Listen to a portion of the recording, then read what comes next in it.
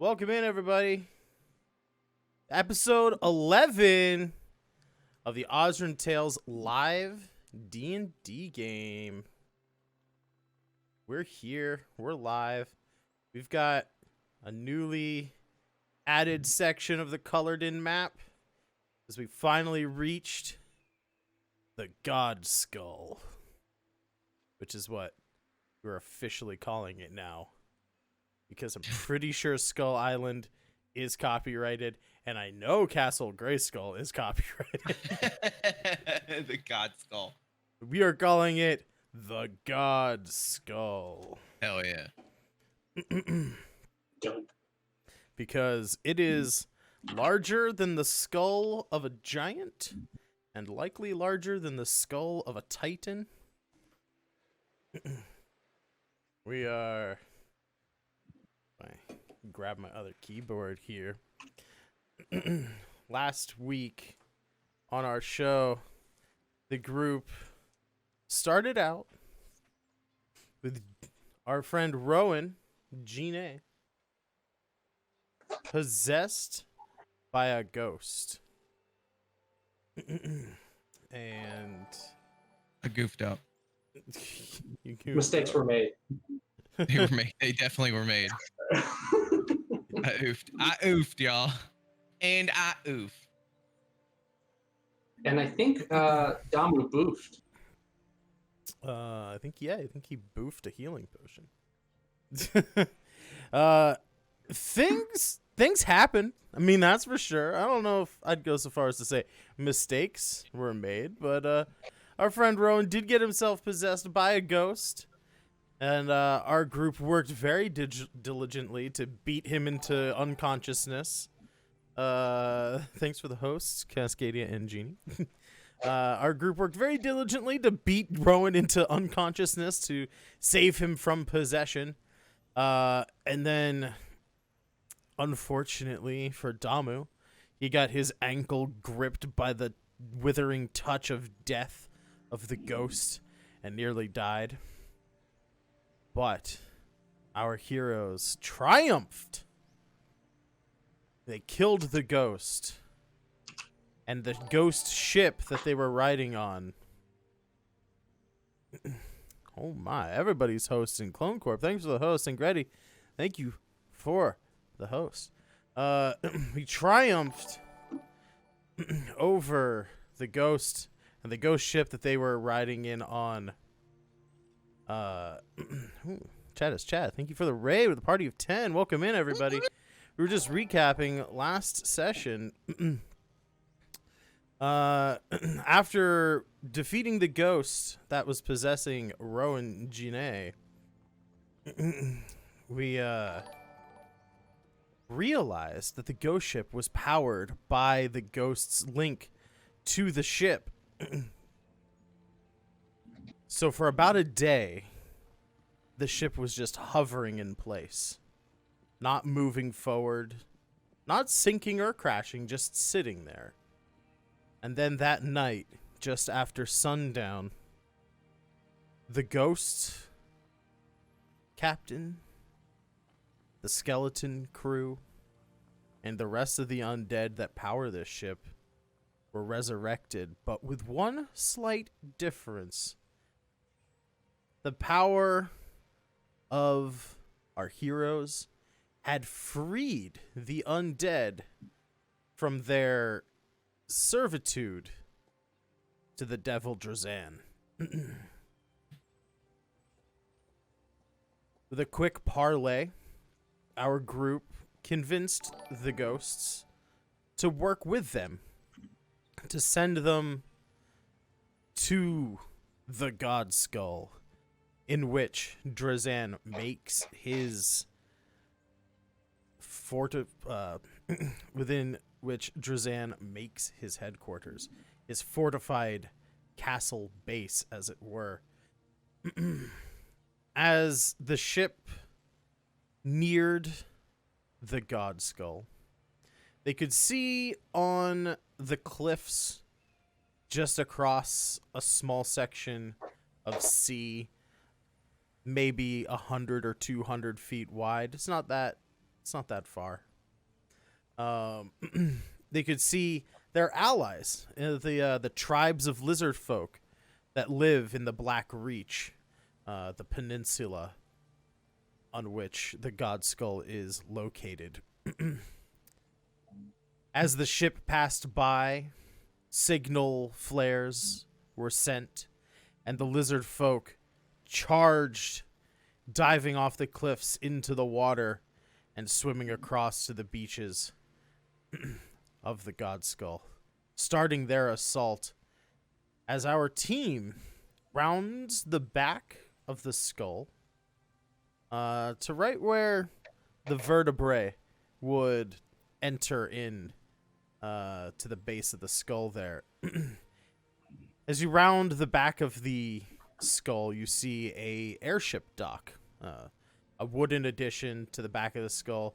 You can see there's openings, and this seems like, you know, where this ghost ship goes to unload all of its supplies.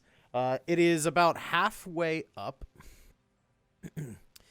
You can see as you approached, everything started getting darker. It was about sunset when the God Skull came into view. So the image, you know, is daytime, but where our scene is set at night. You could see a dim, eerie, greenish, purplish glow coming from the eyes of the skull. You can see undead pouring out of the mouth and falling down the hillside there to the beaches and confronting the lizard folk.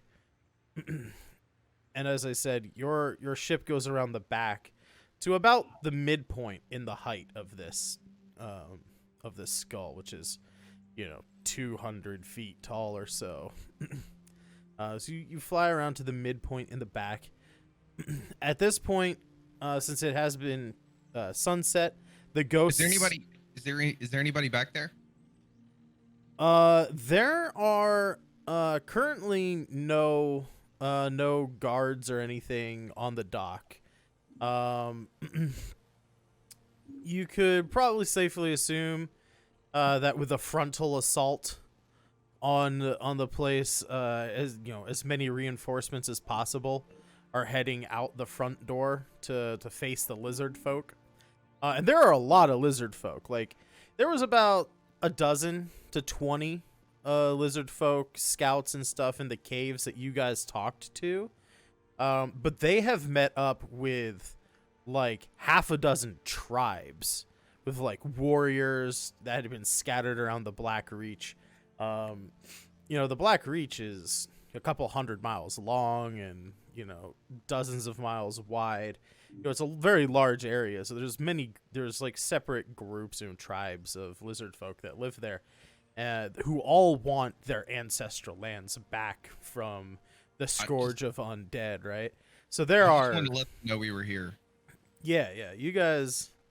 They know. Do they know we're here? The lizard folk? Yeah. Does everybody know we're here? Yeah. At the end of last session, you guys sent off your signals. Probably like a firebolt or something out into the sky, like a flare. For sure. Pyrotechnics from Rowan. Yeah, exactly. Pyrotechnics from smoke signals. Okay. Yeah, and the lizard folk, you saw them jumping off the cliffs into the water and swimming across to the beaches. They're fighting skeletons and zombies and stuff out there. And as you guys kind of fly around to enter in through the back door, which is currently unguarded given the surprise frontal assault on this fortress. So you guys definitely have an advantage. They don't know you're coming. They also don't know, like, I mean, I guess technically your characters wouldn't know this, but like, let's face it, right? This is Drazan's ghost ship. He has no reason to think that the ghost ship harbors enemy attackers, right? So, like, you guys get towards the docks. As I said, the sun sets. The ghost captain apparates again. He appears before you, as he can only appear at nighttime.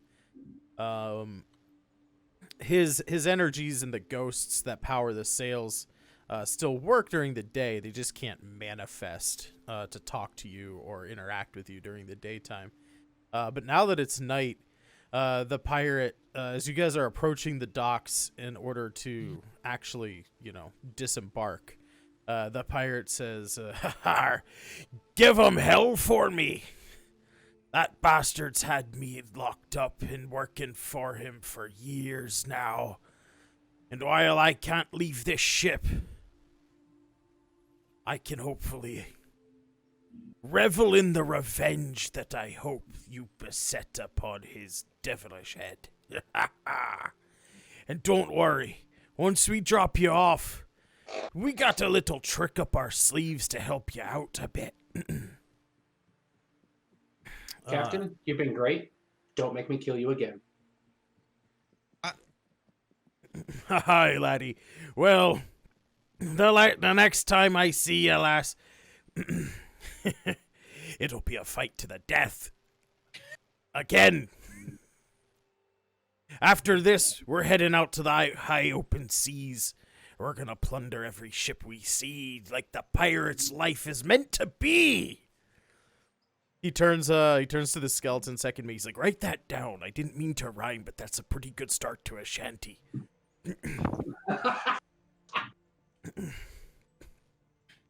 If there's any last minute things you guys want to do on the ship, let me know.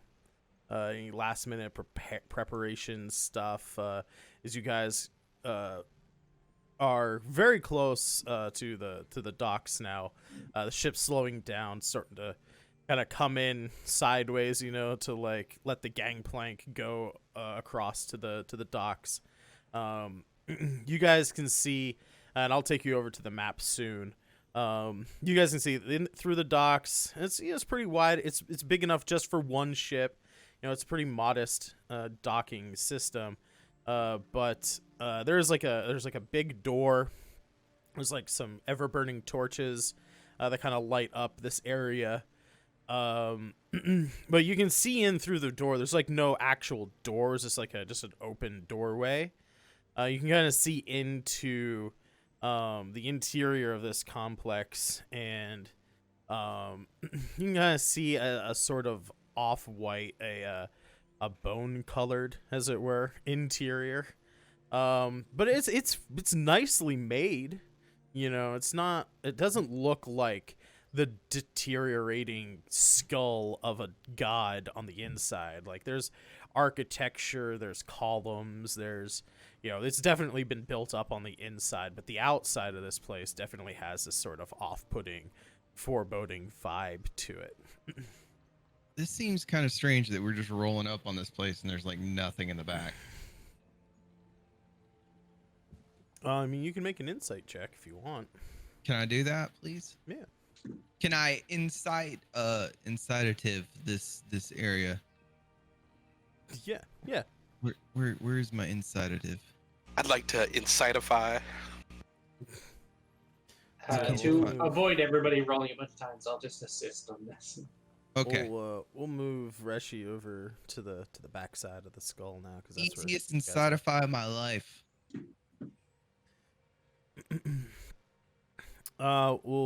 Sift said she's aiding you, so you can roll again to roll with advantage.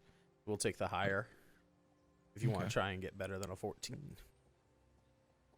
Incitify the insight. Nice. 16. Take that. You can tell that there are definitely like guard kind of, I don't want to say like guard posts, but like you definitely think like there should be guards here.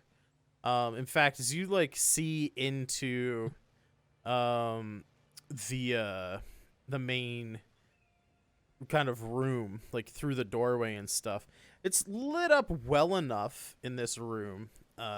you can see kind of straight across. There looks to be a spiral staircase on the far side of this room. And you just catch the glimpse of some skeletal warriors running down the stairs, presumably heading towards the main entrance to this giant, god skull where the lizard folk are assaulting. So you think that there probably would be, dock hands here, maybe goblins or, the stronger, like, undead, like the zombies or something, to unload supplies and all that kind of stuff. But for now, they're in defense mode, and it seems like all hands on deck on the entranceway. But with that, we'll come over here.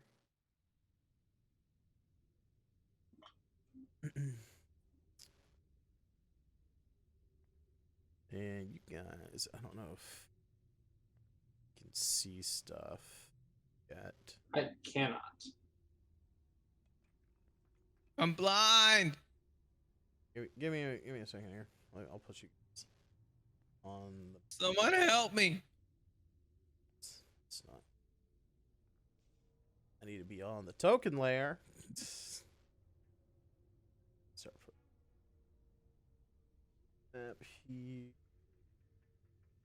Feel free to organize yourselves however you wish. Probably. I don't think Rowan would want to be in the front.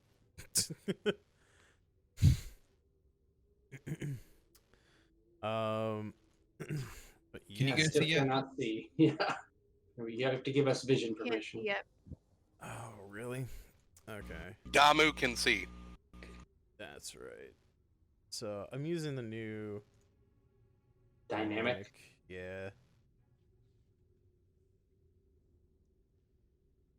Let me know if you can see, Reshi. I can see myself. I see nothing. Yeah, give me a second here.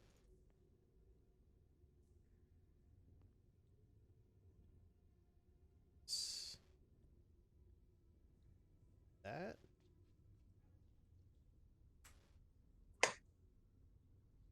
Yay! Okay. So Sift, Still blind. you don't have night vision, do you? I have double sight. I see normally up to 120 feet. Okay. Damn, Does that's everybody pretty cool. see except me? I know Damu doesn't have dark vision there. Though probably when I level, if I survive that long, I will get rid of that one because while it's neat, it's not that neat. So wait, Rachel, you said you can only see your token and nothing else? I see like little white dots. Like maybe 12 or 10 of them, somewhere in there. So Damu sees everything unsaturated or desaturated, and I no longer see any of the other members of the party. Weird. Damn, you roll 20. Right? Do you want me to leave and come back on the I roll was gonna 20? say maybe. Yeah, I was gonna say maybe you guys need to refresh. Give him a shot here. Because I was blind still.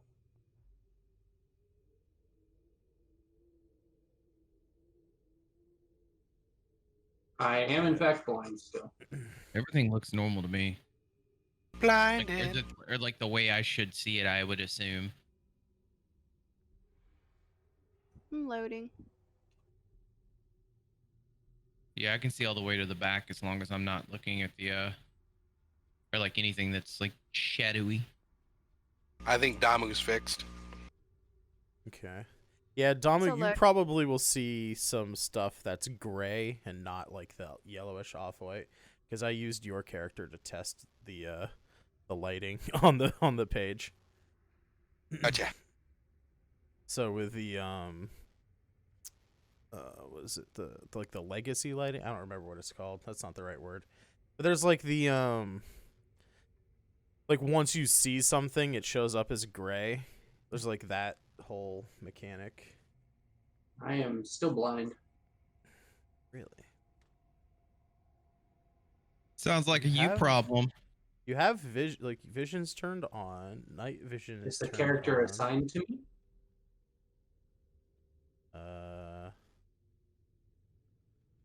Should be. Let's find out.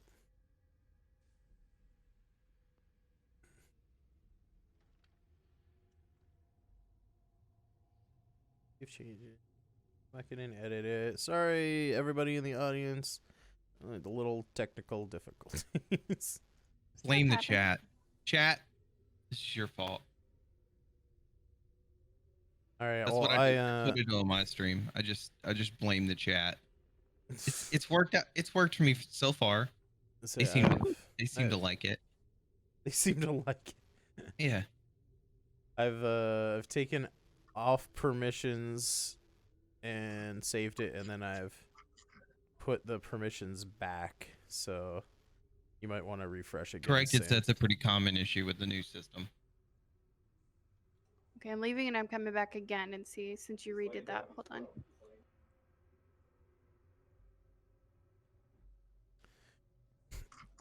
Sorry. I see things, so I'm good. I don't care. I'm still super Well, blind. that's nice. It's okay.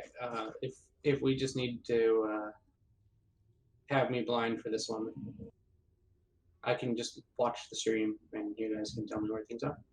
That's true. We could do that if all else fails. Yeah, I mean, I literally don't know what else I can do. Check. Yeah, Damu's messed up again too. Ah, yeah, no, I had to drag my own character onto the map. Try that, Damu. Yeah. B. Oh, I apparently don't have access to my character. wait. I can see again. What? Which one's you? I don't know. Damu, the turtle. Remember the turtle? No, I meant Sift. I deleted his token. He also deleted his token. Yeah, it's cool. I have vision again. Cool. So it's cool. something about like Alright, the I can permissions see. of who's who. Like it just doesn't work right for some reason. So yeah, anybody who's having issues seeing the map, just drag your own token onto the map. Click and drag your name, not your picture from the journal. It worked perfectly. Yeah, now I can see. This one that likes to go down real fast, isn't it? I'm unfortunately invested way too much in this this platform. But now you have Tailspot.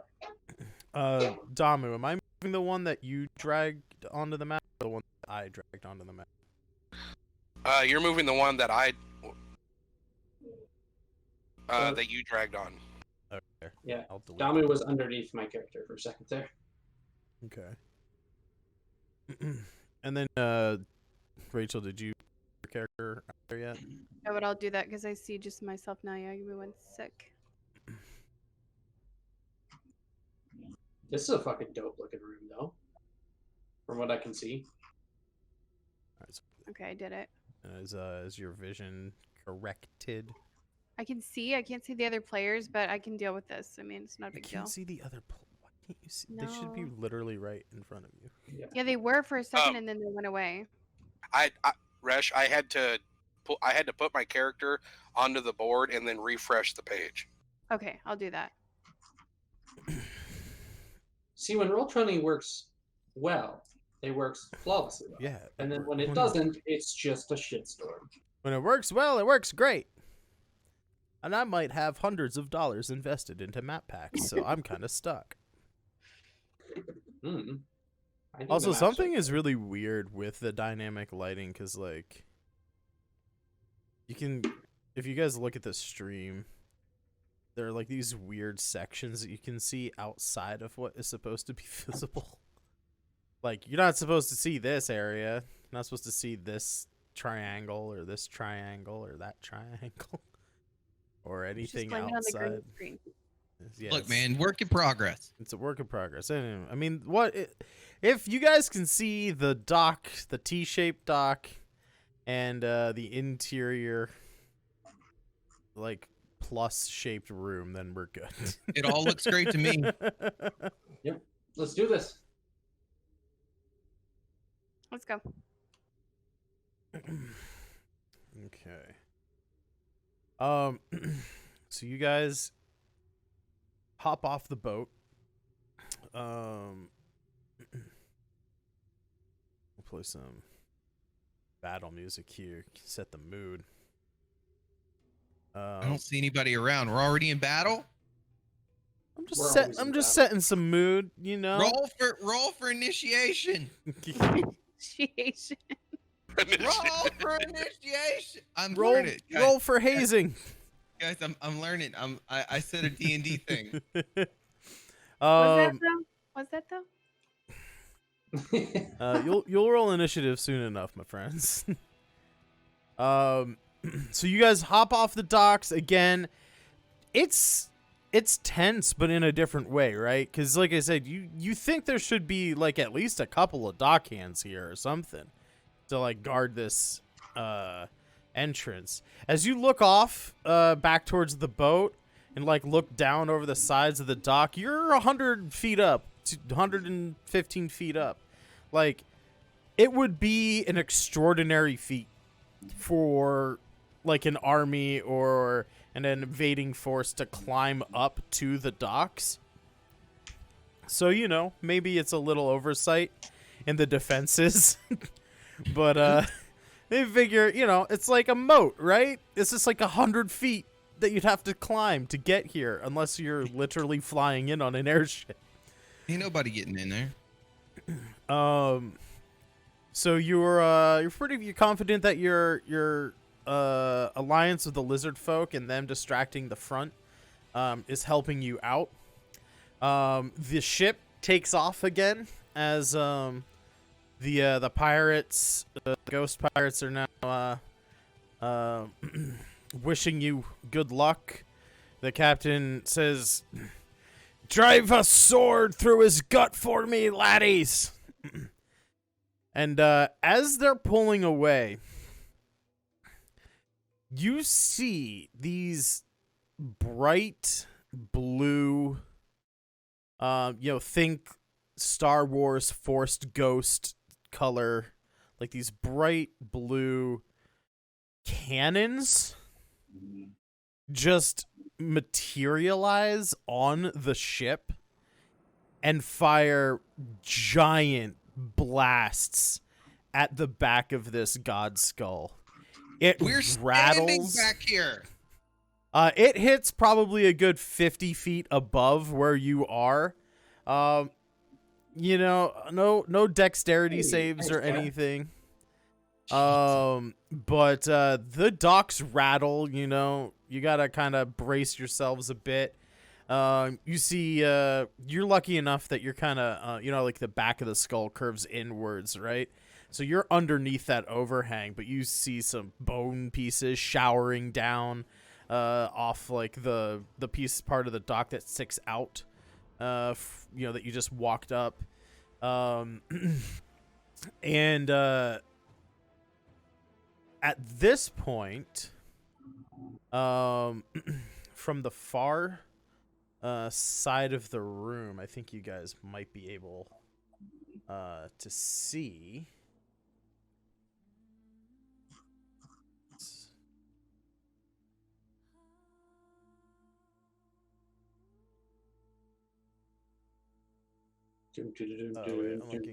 I'm looking in the wrong folder. From the giant purple pads in the back of the room, you can see skeletons sort of appear. Think like Star Trek kind of teleport pads. They're teleporting them in. Yeah, because there's like explosions and shit happening, right? So we're like, the fuck's going on? something tells me, had he not blown a hole in the side of this skull, those things wouldn't have started doing that. I had the same thought. It's crazy. Probably. I'll just have to kill him again. But now is when I'd like you to roll for initiative.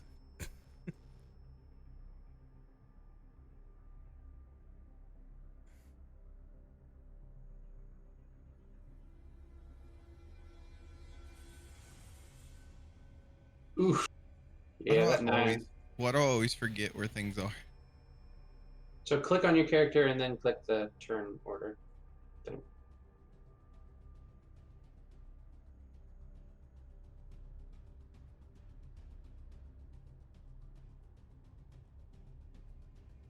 I'll take a 3. Oh. Reshi got Alright, give me a second. I rolled at 18, so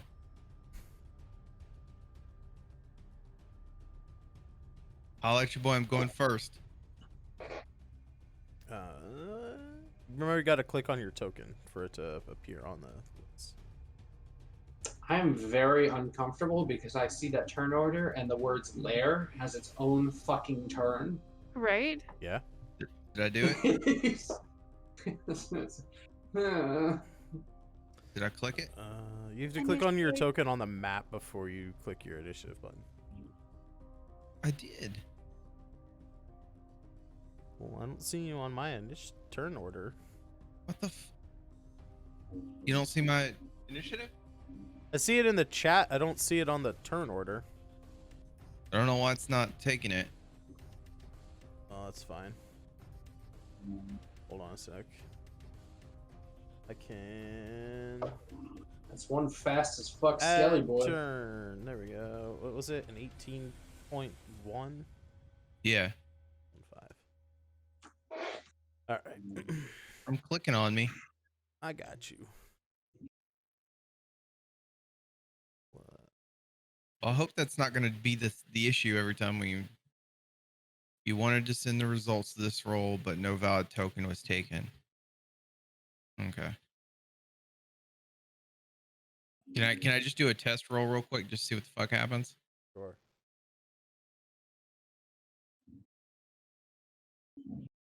Still didn't take it, did it? Well, you're already on the turn order at 18. Yeah, I know, but I put you on the turn order. Yeah, what I'm saying is every single time I roll, it's going to be an issue. But I think it's because you're already on the turn order that it didn't. No, it's probably because whatever the fuck was going on earlier with Glitch City with the lighting. Wisdom. Yeah. All right. You are not particularly wise, buddy. I never am.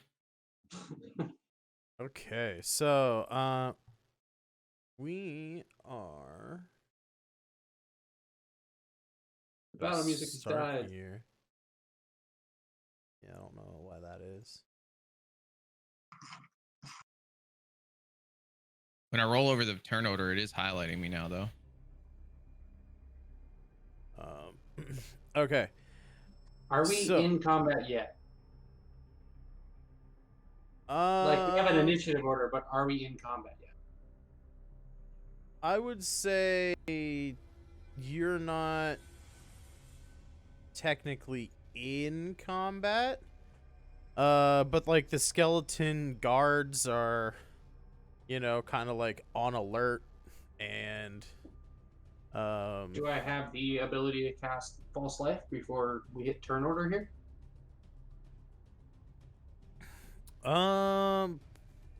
Yeah, you can do that. All right, 1d4 plus 4. 3 plus 4, 7. All right, works for me. Almost the best you could have gotten out of that. Yeah. All right. 7 temporary health is a lot. I'll take it.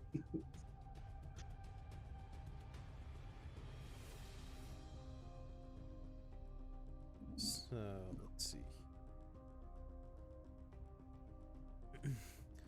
Coming up over to the side. Skeletons are gonna move kind of cautiously because they don't know what's going on. So that guy is gonna get to up here. His buddy is gonna be right behind him. Moving over to this side. Be right back in like 10 seconds. Like literally 10 seconds. Hell. Well, what if they attack me? Don't leave.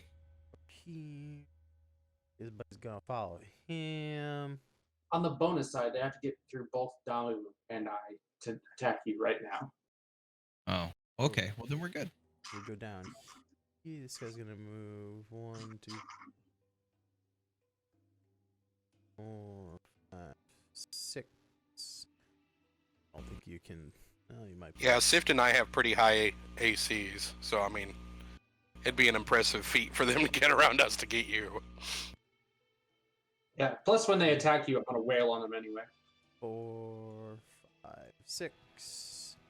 This guy's. I see one. Up behind him, over there is. Sorry, I moved those off camera. That is going to be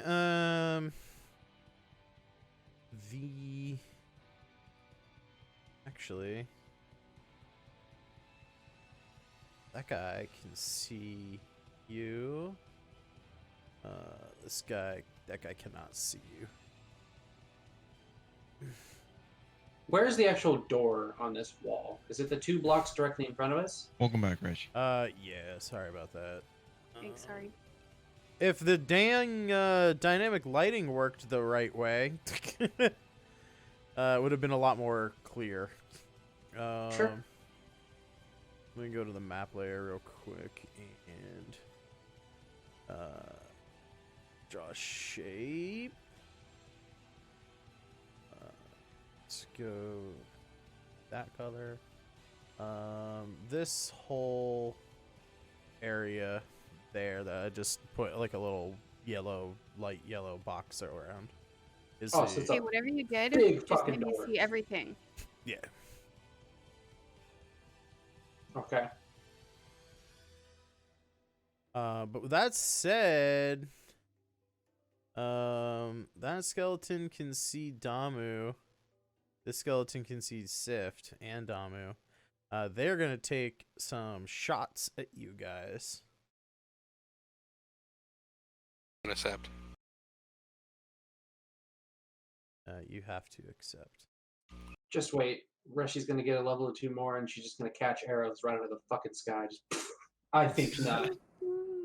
So Sift and Damu coming in. 20 against Sift, to 16 against Damu. Missed the the one gets me Damu. for sure. Damu does not get hit. My armor class is not high enough to block a 20, unfortunately. Sift takes 6 piercing damage. As the arrow flies over, you could hear the skeletons letting out an unearthly sort of scream. Even though they don't have like lungs or vocal cords. No words, it's more just like a sort of just like an alarm kind of thing, right? Okay. Alerting the rest of the skeletons that there are indeed, things on the docks. That'll bring us to Genie. Rowan, you just saw an arrow fly past Damu and stick into this little pylon thing over here. Here. And you see another one stick into Sift. Very doorknob sounding. Boing. Okay. All right. Oof. It's a lot of pressure going first here. What are we gonna do, guys? Do you guys have any ideas here? I have an idea. What is your idea? There's a giant door and there's a lot of skeletons. Can you make this hard to see? I have an idea. What's that? You guys could surrender. Yeah, no. Bad idea. That's a bad idea. Okay, so what I'm gonna do is, first of all, I want to grab this torch here. Torch right here. I want to grab it. Okie dokie. Can I do that? Yeah. Oh, let me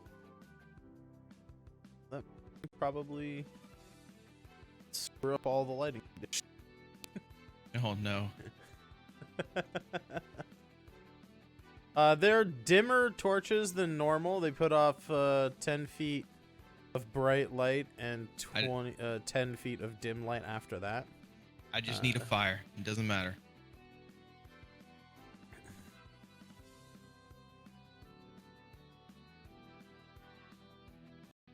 Is that cool? Yep. Okay. You got cool. that torch now. Hopefully, token is shedding light. I don't know if it is, because I can see all. I don't light. even. Look. Guess what? What? I just took the torch. Yeah.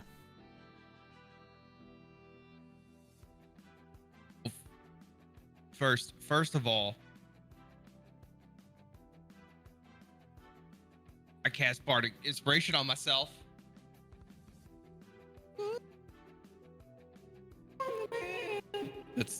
That didn't sound like that. I I don't don't know what that was. I don't think you can use bardic inspiration on yourself. Fuck.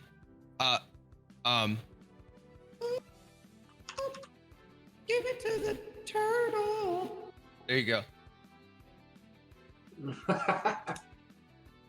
So yeah, Damu would have bardic inspiration. Also, we got some Chad gave to Reshi and Sangretti. Nice. What's the difference on DM versus Bardic?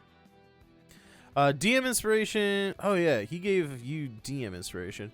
DM inspiration, you have to choose it before you make a roll, and it gives you advantage. Pretty much any D20 roll, attack, saving throws, skill checks, that kind of thing. If you really want to do good, you just say, I'm going to use my DM inspiration and get advantage, and it gives you advantage. Bardic inspiration is a D6 that you add after you see what you rolled, but before I tell you the results. Okay. And as we level up, and Genie's bardic inspiration die gets better, so will the other inspiration dice. So eventually it'll go up to a D8 and a D10 and a D12. All right. If we live that long. We got it. Okay, let me ask you a question. So, you know, If I was to take this torch, yeah, and just yeet it through the door, just yeet it. sure. Is that my action for this turn?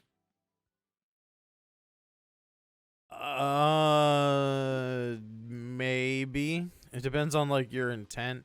Throwing something in the like as an attack, yes. No. Just chucking it in the door. No, I would say that's just hitting it somewhere, just like hitting it somewhere around in just kind of getting it to here, this area right here. Just throwing it right here. Yeah, I would say that's just part of your object interaction. Sure. Okay, I want to grab this torch and just fling it sideways into the door and cast pyrotechnics on it. Sweet. Big ass smoke cloud, Okie dokie. the smokiest of smokes. But the last smoke cloud, I don't want to Look. talk about it. Look, it'll be okay. There's no ghosts here. Yeah, it's fine. It's fine. Smokiest of smokes. I need all the smoke. Reggie's traumatized. Just so you know, I know. Rowan, in your honor, when I go through this smoke cloud, I'm coming out like Alice Cooper. Just full on. I got a pretty good song for it. Tinder. I Vape Nation. gotta refresh the stream side of things because that aura didn't show up. Yeah, real. Tinder knows what's up. Like real Vape Nation in here. Just chief that cloud out. Huh.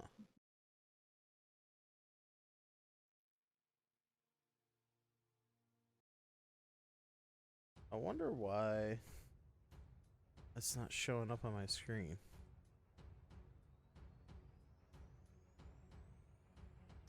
Anyway, there is a 20-foot radius of smoke off of this torch right here, which basically covers out. Where is the button? Basically covers out to you guys. Catches these skeletons in it as well. So there's like a 20-foot sphere of smoke right in here. Let me. We can brute force this. Draw a shape. Is it Alt? It is Alt. So about, or it's a 20-foot radius, right? 1, 2, 3. Something about that large. So it covers the skeletons on one side, but not the other. Oh, it covers something like that. Never mind. Because it's centered on the torch. Cool.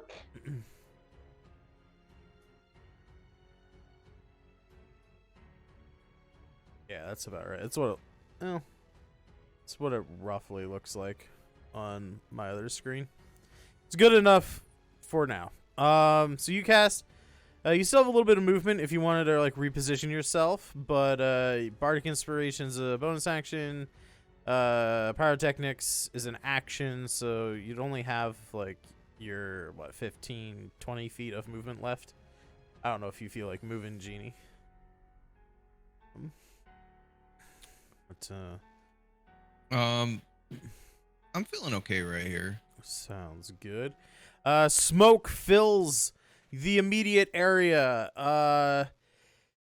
All attacks against you have disadvantage. All attacks on anything else in the smoke also have disadvantage. So disadvantage all around for everybody in almost every situation. Unless you get out of the smoke and are fighting something that you can clearly see. That brings us up to Sift. Shit. Okay. All right. I'm If you want going to do to. anything, this just shout at me. Sorry to interrupt you. What side do you like, left or right, Reshi? Any, just like if you had a plan, you want me to come in and pummel after you do something, just let me know so I can follow you up. All right. So I'm going to. I don't know the distance. Well, this guy shot me. This guy's got to die for sure. I'm gonna move up here, and I am going to lance attack that guy. Okay, since you were The in one the smoke, it outside is the still smoke. with disadvantage. All right. And yeah.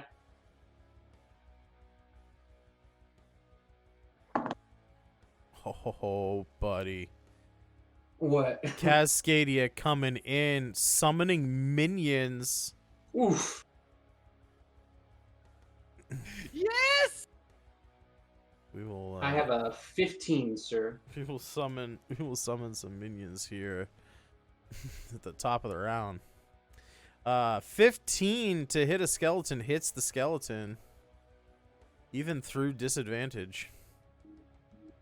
Well, a +6 really helps. 14 points of damage. 14 points of damage? Yes, sir. What? 1d12 plus 4, and I rolled a 10. Jesus God. Killing things. You know, double thank you, Cass, for sending minions in, because they're shredding skeletons already. First attack out, one hit kill. Good lord. In smoke. In smoke. Somebody take that lance away from Sift. It's too dangerous. The entirety of my kit is lance fucking people. I don't think Sift can play with sharp objects anymore. It's a hazard to like- my health. Yeah. I feel like my lance is starting to get dull from the number of obliterated skeletons. Anything else you need to do on your turn? Bonus action? Anything? What do I got for okay, Hexblade? No, not worth it. Keep that. Keep that. Yep, we're good. All right. Reshi, as the room fills with smoke, you can hear the clattering of bones falling to the floor, and maybe a slight triumphant grunt from your ally Sift. It is your turn. Okie dokie. I'm still blind on the map. I don't know where everything is. I'm kind of looking at the stream and everything. So I'm going to place my character where I think she should go, and then you can correct me on that. Okay. Yeah, just tell me where you're trying to get to. I'm going to move to the outside of the smoke ring, but I'm going to hit the skeleton that's by Sift. Okay. Does that make sense? Yeah, yeah. So, you want to move. Let's see. If it's still going to be a disadvantage, you might want to just stay in the smoke there and use it as cover, so something else can't hurt you. Okay, so yeah, it would be disadvantage to hit the guy who's in the smoke. If you go to the other side, if you come around this way, there are two skeletons outside the smoke that you wouldn't have disadvantage on hitting. But that's up to you. I mean, if you want to go aid Sift, yeah. Okay. So yeah, you staying inside the barrier of the smoke. Okay. So I want to hit the one that's directly above me. That's where I intended to land. Okay, give me one. Did I do that? second. Yeah. Okay, that's the one I want to hit, and I know it's disadvantage, so how do I handle that? Just roll 2.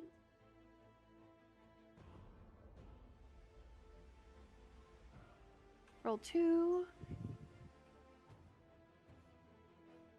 What do you mean roll 2? Can't you just click the disadvantage thing and then roll? Oh, you're right. I got you. Thanks, main. That wasn't a bad one. And I did hit disadvantage. I did. Did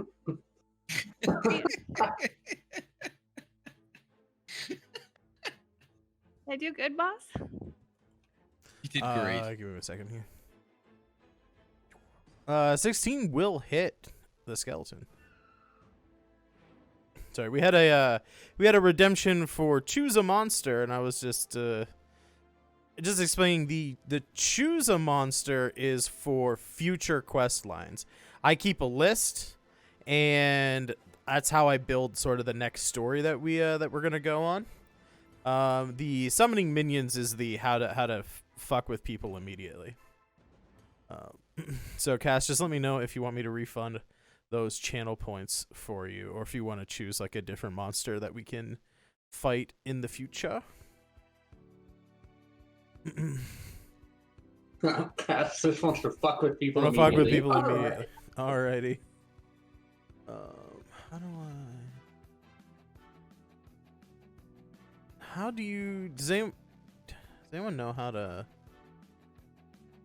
Refund channel points? No Yeah. idea.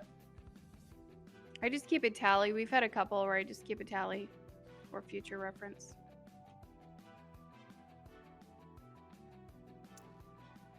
I think. By the way, Rowan, thank you for keeping us safe. That's what I do. That's what I do. It's my job.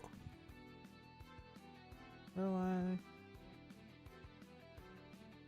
Yeah, I don't know. I'll figure out how to. Apparently, you can There's plenty of refund them. time for I'll me to figure out how to do get that, you Cass. into Just something remind dangerous. Grady, what's going on there? What's up? Oh, never mind. That was Foulsham. Yeah. I was like, what you got going on there on the screen there? It's Yeah, sorry. I was trying to refund those points, but don't know how to do that. So take note of it. yeah, 10K back whenever we get out of this situation, right? it would be 4.5K for choose a 4.5K? monster. Yeah, I mean, Cass, if you wanted to, you could always, if you have enough points, if you have another 4.5K points, you could always use that one again, and I'll just count it as the summon minions. I know it's like technically 1,000 points off, but you know I'll do that for you because the rewards are a little confusing. That's on me. Yeah, a 6. But it's bludgeoning, and our skeletons are weak to bludgeoning. You are going to destroy that skeleton. Just completely dusting it as per usual with Guys, I your found another bludgeoning. creature. Oh, that one looks soft. Bye-bye, Skelly.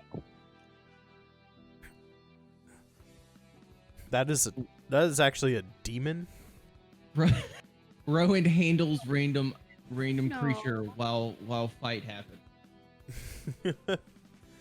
Rowan summons a demon. Oh, reward is out of stock. Hadley needs all the love. Sorry. You murdered that skelly. That will take us to. Does that micromanage anything? Well, let's see. I don't know if you could actually reach. Went from like. Yeah, that'd be outside your distance. So. I'm Wait, so I assuming- moved 25 feet? Yeah. You still have 25 feet of movement. I want to move back outside of the lair because I see that it's the lair's turn next. I want to go out of the lair. Fair enough. We can. Sorry, guys, I'm being a chicken shit, but I want to see what happens. Fair enough.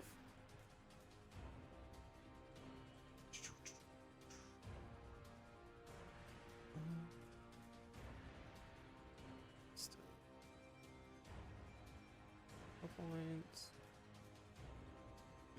Skeleton warrior. Skeleton warriors. Oh. I can't see skeletons and not think Skeletor. Yeah. Right. That's what I think every time too.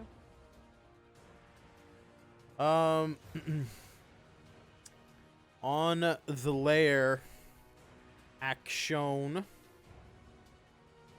to move up. We will summon some skeletons here. Wombat 94 coming in with a party of 2. Welcome in, everybody. We are currently raiding a giant skull. I wonder if I can do this.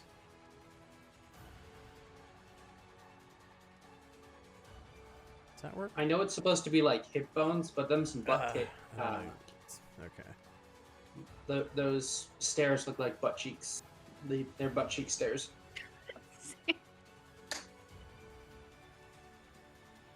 We're We currently call these raiding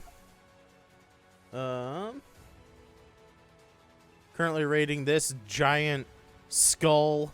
It is the headquarters of an evil devil who has been raising the undead and causing havoc on a peninsula of our world called the Black Reach.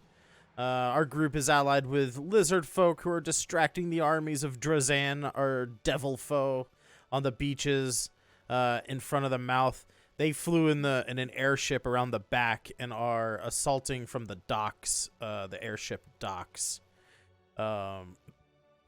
They've just gotten here. They're raiding in. There's some skeletons that have been summoned on these purple summoning pads. And our bard threw in a torch and used a spell to create a circle of smoke to hopefully protect everybody. And then That's what I tell them. our warlock. What did we? Oh, Damu is out of order. Why is Damu out of order? I was gonna say something because I just noticed it a minute ago, but I've been having to refresh like every 2 minutes, and it kicked me out of turn order, so I ended up having to roll initiative again. Okay. Damn it. Well, before we do layer actions, Dama, how about you take your turn?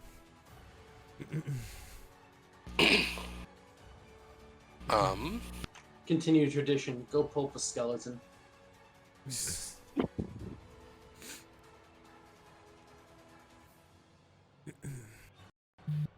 Yeah, see, I just moved, and now everything's grayscale again, and I can't see anything. Like, it's just me on the map. And the map itself. I don't see any of the tokens. I have the same issue. I'm just looking at the stream. All right. Tomu.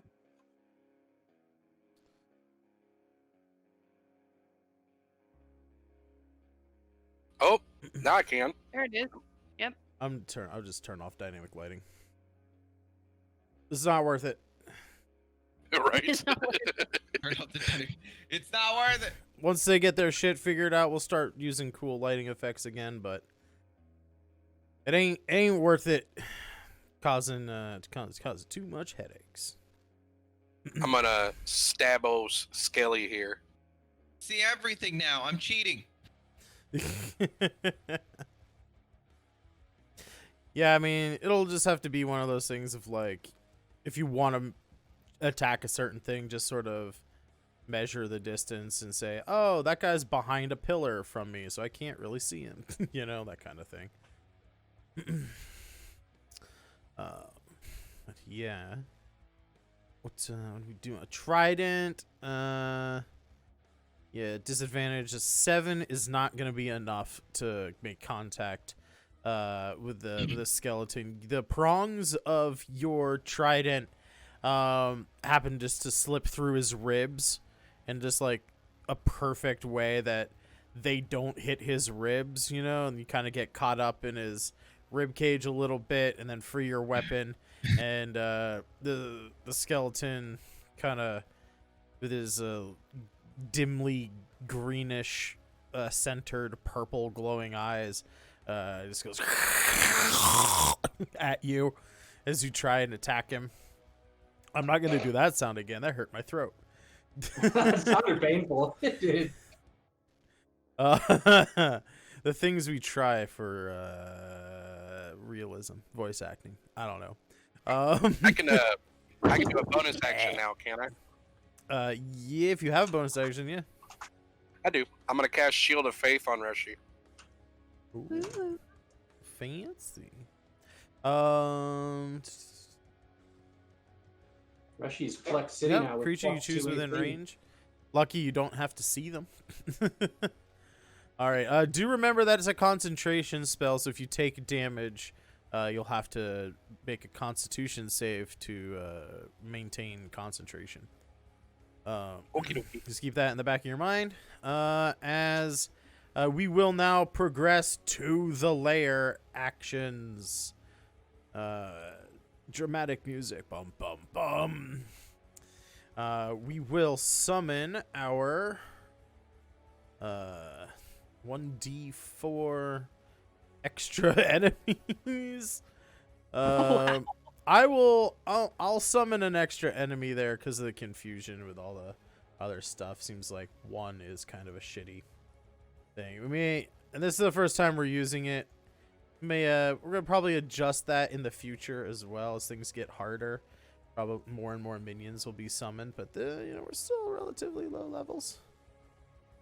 We'll put one here, and we'll put one up here. Oops. I should probably put them on the token layer and not on the GM layer where you guys can't see it. All right.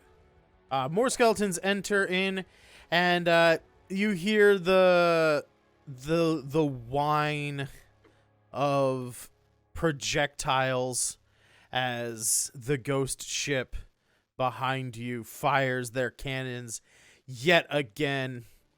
You feel the room shake as the ghostly cannonballs connect with the layer, and you hear the sound of cracking glass. You guys are all in a cloud of smoke, so you can't don't quite see this. But what you hear is liquid spilling out from someplace, splashing down. You can hear it like hitting the ground. It sounds like a lot of something. It smells acrid, like and rotting. It's a tank of blood, isn't it? There's also there's literally something like that I cannot describe because it doesn't exist in the real world. You can smell a sort of ghostly magic about it.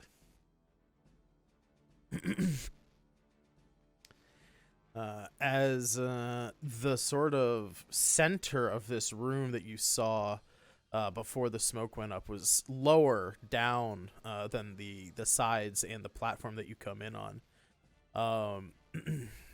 You hear this sloshing of this liquid that fills this sort of center low point of this room and starts to dissolve away at the floor, leaving small islands of traversable area of traversable flooring that you guys can like jump to if need be to try and get to those stairs and make your way up to Drazan's laboratory, where he is presumably doing something weird, because there's lots of weird glowing lights coming out of the eyeballs and energy crackling and all sorts of crazy crap going on up there. That will be the lair action. Skeletons go at the top of the turn. This guy. Wait, so, Jeff, do we feel any heat or cold from what just happened? No. Okay. Well, the good news, everybody. It wasn't a tank of blood. 10, 15, 20, 25, 30. They're gonna move. Actually, this guy's gonna move there. This guy's gonna move. It was slightly acidic. Could it have been a funky Cole Medina? That's a possibility. You have to Maybe. you weigh the possibilities. That'd be a So, big drink. A big drink. All right, now I gotta do some measurements here. I think you're well blocked by columns. That guy might be able to do. think you're pretty well. Oh, that guy would be able to hit you. Maybe that guy. Blocked by columns and genius. Blocked by the wall. So we're gonna have the two guys in melee with Damu. We're gonna drop their bows. And try and hit him with short swords. 2 attacks at disadvantage. That is a critical fail and an 8. Just for funsies, why not? What the hell? Oh, sorry, I clicked it with the wrong mouse. There you go. Skeleton does 4 piercing damage to his ally. Yes. Reduced, of course, because they are resistant to piercing and slashing damage. It's the clouds, man. Fate Nation. And then it was... Is it that guy? This guy, right? Yeah, that guy would have a... If it wasn't for the smoke, that guy would have a clear line on Reshi. Although, he wasn't here when the shit was cast in the first place. So he actually wouldn't know that you're there. So, yeah. Impotent skeleton turn. Going on to Rowan. The smoke is definitely preventing some attacks from coming in on you. Okay, question. I want to... It's not really a question, it's a statement. I already kind of have an idea what the hell's going on here. I'm gonna take off. So actually, I do have a question. Both of these skeleton boys that have been beaten to shit. Yeah. What kind of condition are they in? One was basically sort of just dismantled. The other one is slightly powdered from the bludgeoning damage. Perfect. Slightly powdered. Okay, I need to get over there to the one that isn't completely discombobulated. Okay. Is that okay? Yeah, you can just make it there with your 30 feet of movement. Oh, that sounds great. Put me there. I want to take my rope, and I'm going to take his body and crudely tie what resembles a skeleton person to my body using the rope. Can I do that? Make a sleight of hand check to see if you can do this quickly. Genie's gonna be a spooky I'm skeleton also in the guy. smoke, though. Sure, yeah. They're not seeing you do this.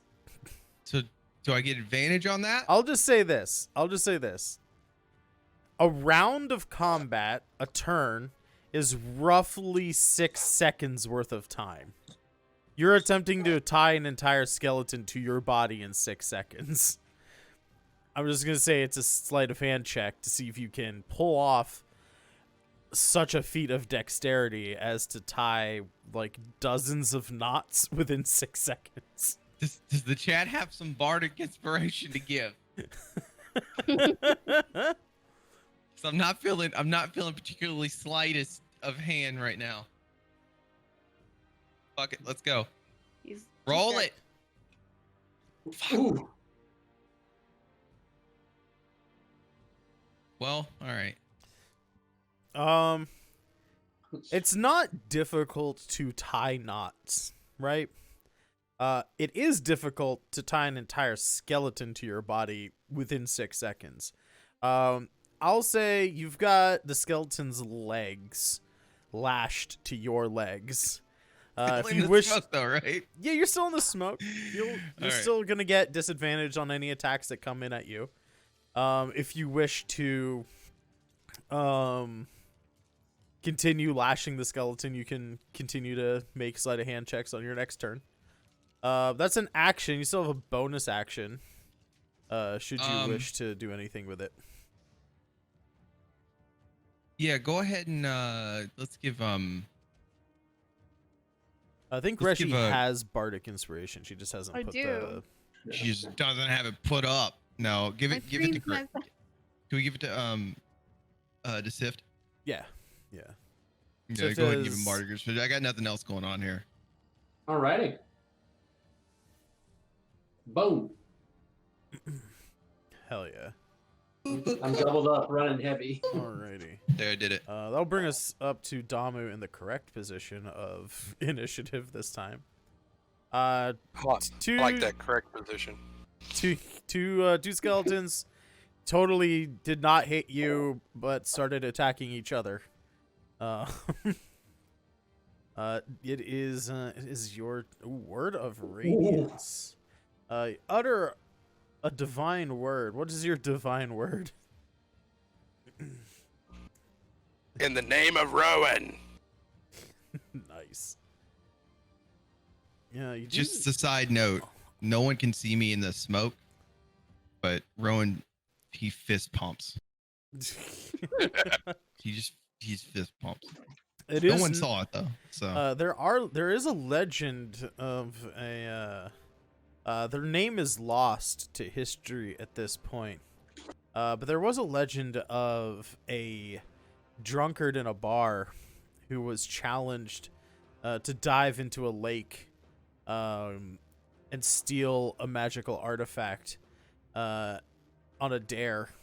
And as the legend goes, he got the artifact from this impossibly deep lake, which allowed him to raise to the level of a god by the help of simply the power of people believing in him. So, you know, you've got a cleric on your side, Rowan. Maybe one day Rowan will become a god. oh god, that sounds like a terrible idea. Oh, Rowan. That sounds like a terrible creature idea. choice, you can see. So he says you have to see them within range. I'll let you make a perception check. Technically, heavy obscured areas you have disadvantage because you can't see stuff, but they're like right next to you. So go ahead, make a perception check. Relatively easy DC. I'll say with a 7, only one of them you can see. The guy outside the Can I use smoke. my bardic inspiration? Yeah, you can use your bardic on that. All right, I roll a 1d6 on that. Yes. Is that right? Yeah. You only need a 3 to hit the 10 that I was thinking of. A 2. A 2. Well, Good try. We'll make like I said, you can't quite see the guy who's like next to you in the smoke. But you can see, because you're like right at the edge of the smoke, you can see the guy kind of a little bit on the outside here. So that is a constitution save. Skeletons don't have that terrible of a constitution. What is your spell save DC? I rolled a 15, it looks like.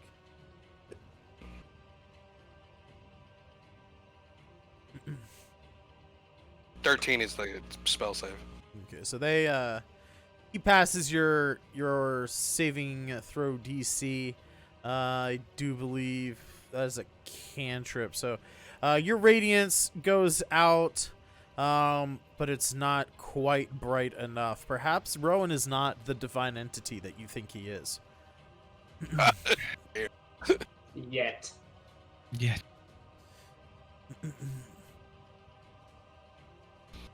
Oh boy.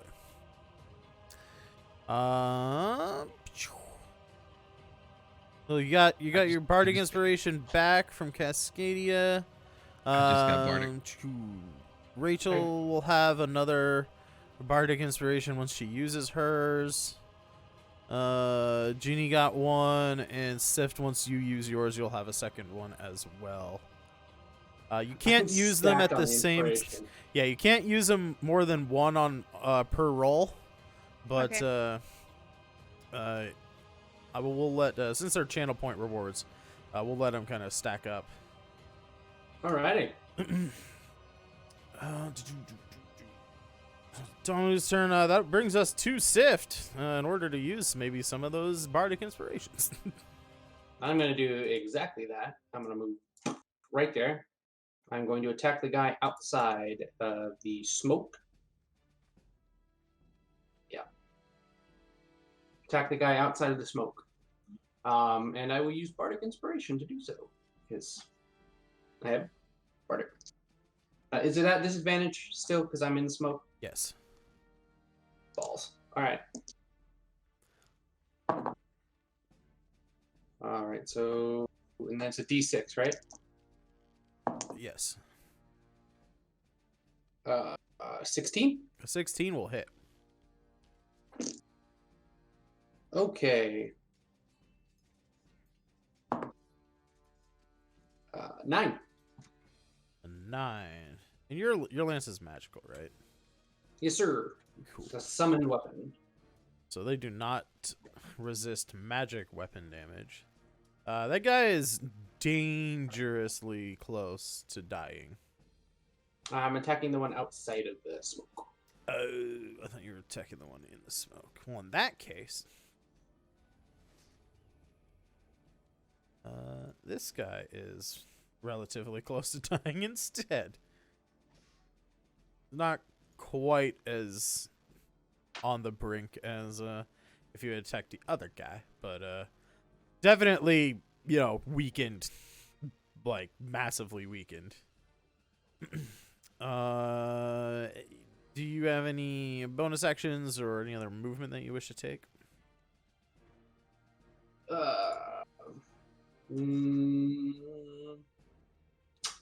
Nope. I'm gonna stay right here and do this. All right. Reshi, you backing out of the lair last round. Well, you weren't immediately in danger, but the room is starting to fill up with some kind of liquid. You can hear it pouring down from the ceiling and splashing around in the room ahead of you, but you can't quite see what it is due to the smoke screen. Okay, so I'm going to move up to the skeleton that hasn't been hit yet, and I'm going to use my bardic to hit him. Sounds good. Sounds good. What do I need to do for the bardic for that roll? Because I'm going to do an unarmed strike. Yep. You just roll your attack with you're still rolling with disadvantage because you're in the smoke. Once you roll the attack, you just roll a 6-sided die and add that to your whatever number is. So yeah, you roll a d6 and add it to the 8. Okay. And with a 6, you will actually hit the skeleton. 14 will do it. Okay. 14 for 4 bludgeoning damage. Doubled because they are weak to bludgeoning. So 8 damage. He's looking just about as bad, if not a little worse, than the guy outside the smoke. If technically, if you could see them, right? Right.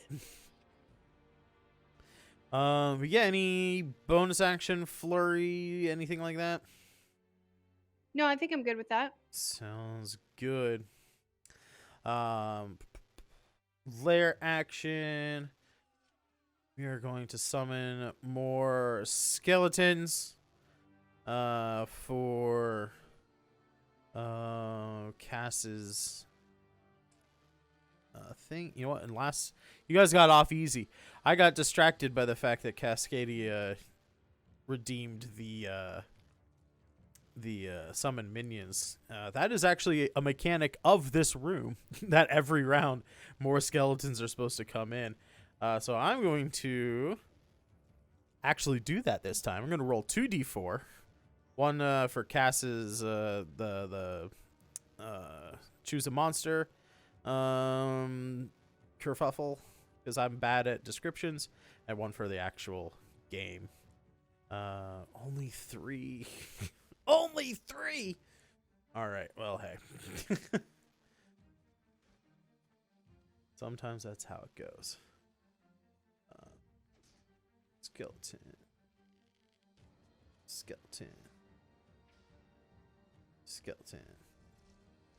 3 more skeletons are summoned, and one.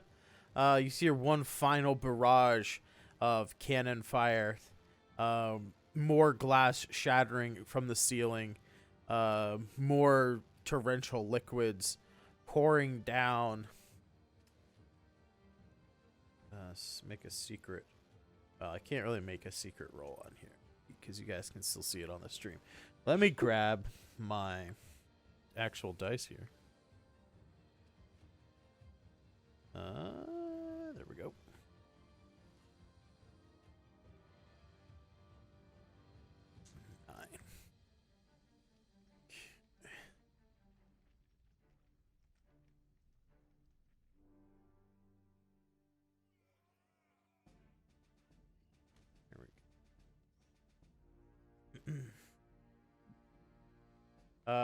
One of the pads crumbles as this liquid is slowly eating away at the floor and covering it up.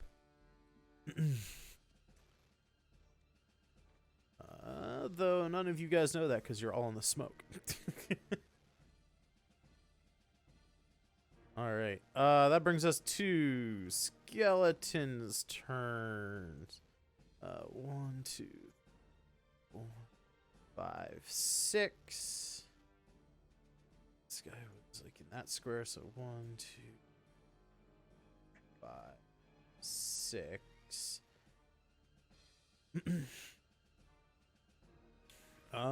One guy is gonna make a swing on Rowan with disadvantage because he's hidden by the smoke. He's going to critically fail and drop his short sword, and it slides past Rowan into the smoky cloud. Nice.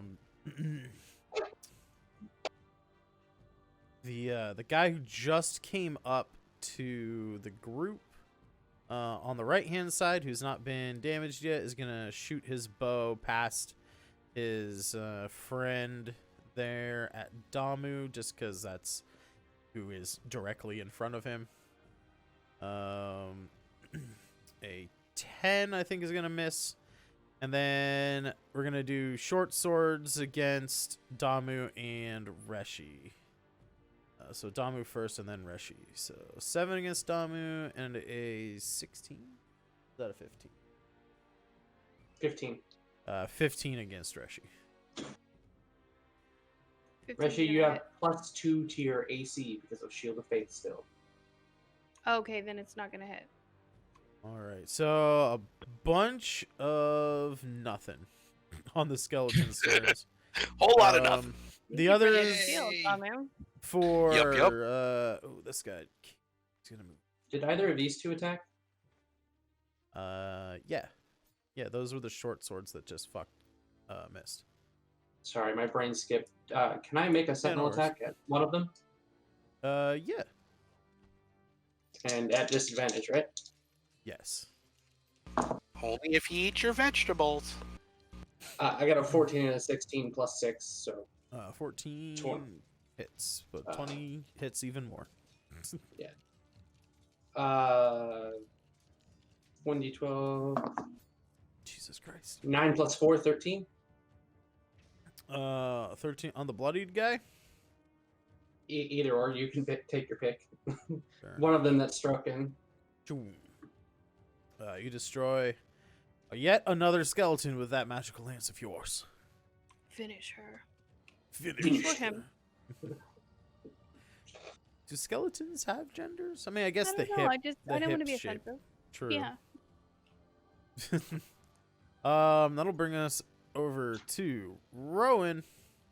Skeleton threw a sword past your head because they're really bad at holding on to things. They don't have, flesh to grip things. He didn't hit me though, so I don't care. Yeah. You were about halfway through tying a skeleton to your body. Okay. Which one of those boys? It was this one, right? The one directly above me was the one I was tying up all the shit to. Yeah. Okay. Can I move to the other side of him? Kind of get a little bit of space between me and Skelly. Yeah. He'll be able to swing at just a normal, just like trying to scratch you with his hands. But other because than it's that, okay. because you're moving out of his threat range. Yeah. All right. Let me move here then. What do I need to roll? You don't roll anything. I roll an attack. A disadvantaged attack. Yeah.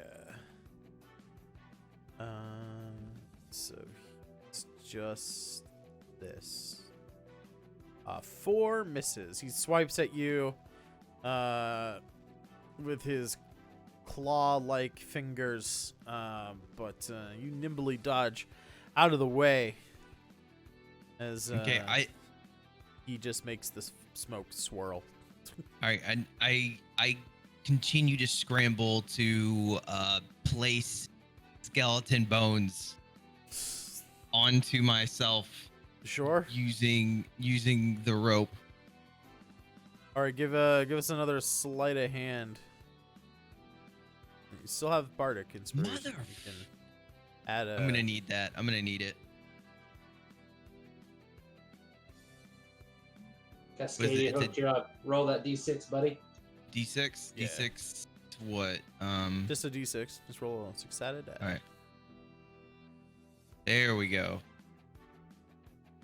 All right, yeah, you finish tying him up to your body.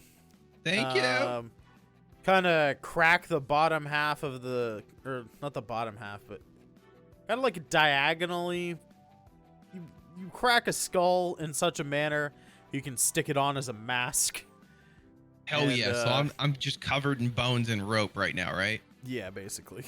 Perfect. All right, we're in it, boys.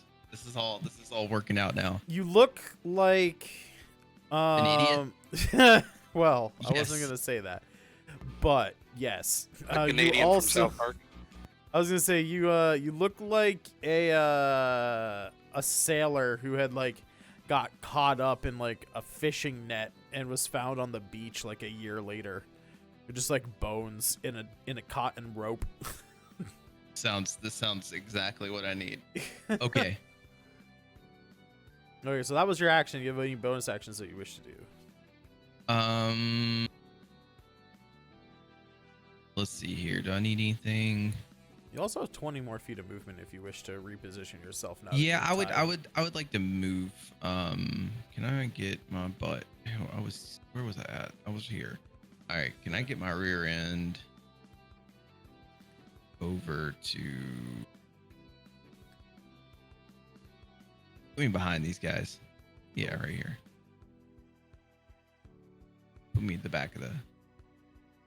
So Rowan runs up to the back of the group and he's like, "Hey guys!" And they can't really see what I've done because we're all still kind of in the smoke. Yeah. They think it's just me coming back up. They don't realize that I've adorned myself in a full skeleton's another person's body. I was just double checking. I can't believe that pyrotechnics is not a concentration spell. So I get to run around like an idiot. It just happens.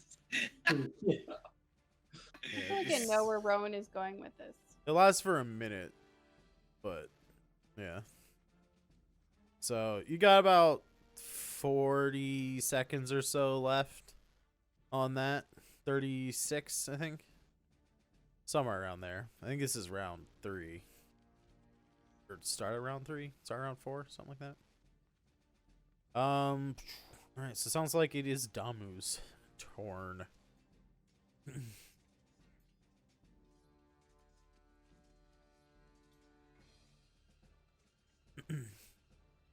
Stracto, are you muted? Hey, I'm thinking. Ah, okay. Fair enough. Well, because I'm thinking I want to make a run for it. Do it, buddy. 'Cause I don't want too many of our squares to disappear and us not have the ability to get upstairs. But if I do make a run for it and I come out that cloud, that's going to open me up for a whole lot of arrows. You can take it. I'll follow you. Just let me know what your You plan got that. You got Yeah, that shell. If we're running, we're running. So Well, Yeah, it I'm seems gonna- like every 5-6 seconds you hear the sort of of more skeletons teleporting into the room. yeah, Right. we can't stay here. no, no. This is kind of turning into a Walking Dead moment, and I know how that turns out. I So, can hold skeletons for only so long. And I can only turn them once. So yeah, I'm gonna take a attack of opportunity, and I'm gonna take off in this general direction. You can go ahead and Okay. Disadvantage. Short sword. 10 clings off your shell as you turn to run away. I'm in open. You are in the open with 7 skeletal archers all waiting to attack the first thing that comes out of that cloud that isn't a skeleton on their side. These will all... As I Yeah?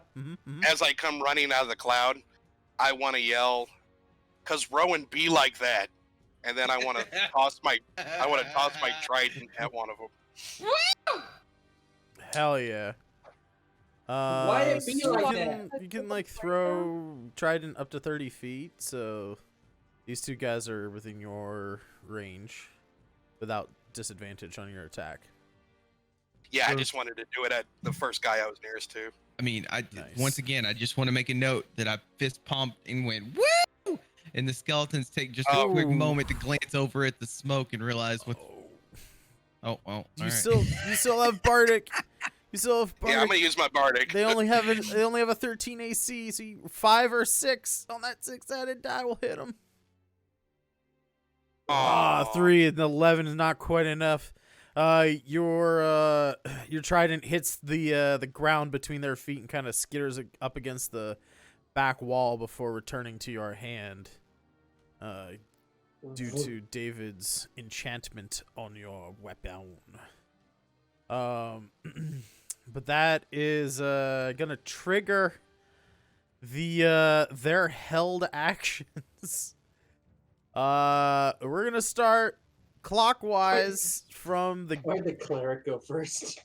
We're gonna start clockwise from this guy right here, and we're just gonna work our way around. 7 shots. First one's We sent the turtle running 22. first, by the way, guys. The second one is a 10. 13 as the barrage of arrows just flies in. A critical hit hits you right in the soft spot of your shoulder. 9 bouncing off your shell. Another These are all 20 short bursts, buddy. hitting you in the shoulder. And what's that? 6. One more. Sting you with a 7. I'm just gonna double check real quick that.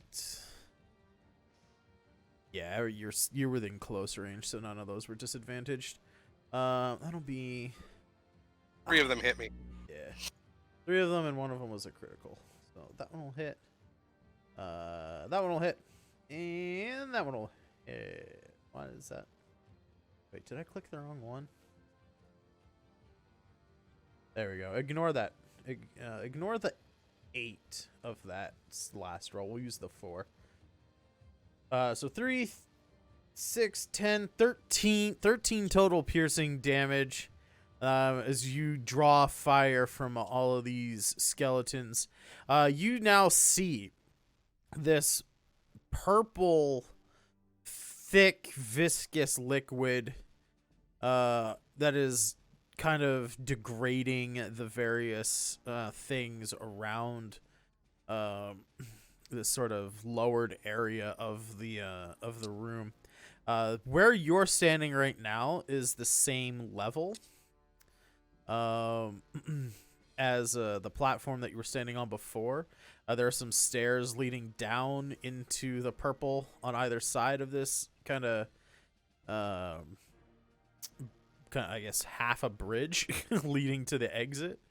Some of these other but the rest of these platforms are a bit lower down. They're like starting to get consumed because the ooze is, you know, moving over them and starting to like dissolve the surface. You can see it is a dark purple. There are think of like lava. If like the dark parts of lava were like a deep purple and the bright parts were like a pinkish with like green like coming through. You're a cleric. You can tell right away this is necromancy on some astronomical level.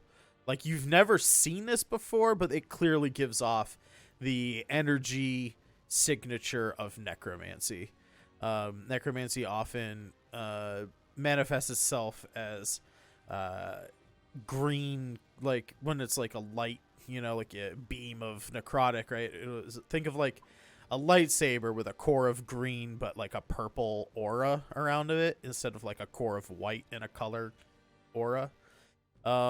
This is some kind of physical liquid manifestation of necrotic energy.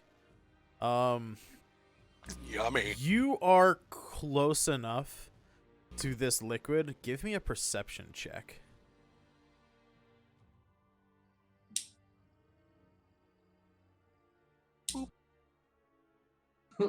Seven.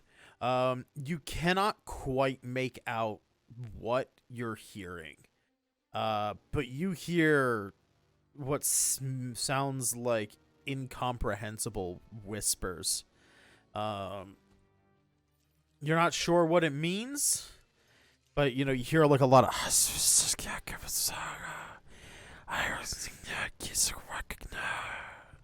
They're talking about my mom. I I just know it. So that was your movement and action. Do you have any bonus actions you wish to take? I do, actually. I was waiting until after your description. I'm going to cast Healing Word on myself. Ooh, nice. That's a Wow. lot of healing.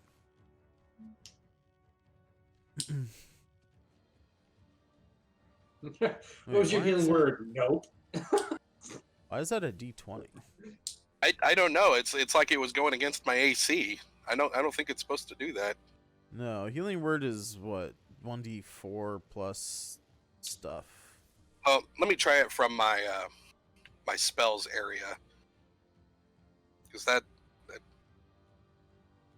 That's weird. Remind me during the week. We'll take a look at this character sheet. I don't know what's going on with it. Yeah. 1d4 plus your 1d4 plus- spell casting plus whatever your life cleric bonuses are on top of that.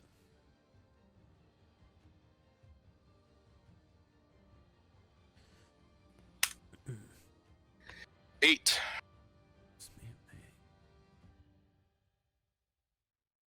That's a pretty good chunk. 8. Yeah, that's pretty good. That's over half of what was dealt to you, right? Yeah. So I think that will bring us up to Sift. Damu starting to he ran out of the smoke. Oh, can I yell back to them? Guys, it's move or to lose it time. Hell yeah. Damu yells back with the urgency of the situation. I'm going to follow his lead and just haul ass out. Sounds good. Sounds good. So I think there's opportunity attack from Dude Man there. Yes. Skeleton in the smoke will swing at you with disadvantage. So 7. Nope. He swings at the air. You're already gone. I am going to fire an Eldritch Blast Okie dokie. at, I guess, this guy over here.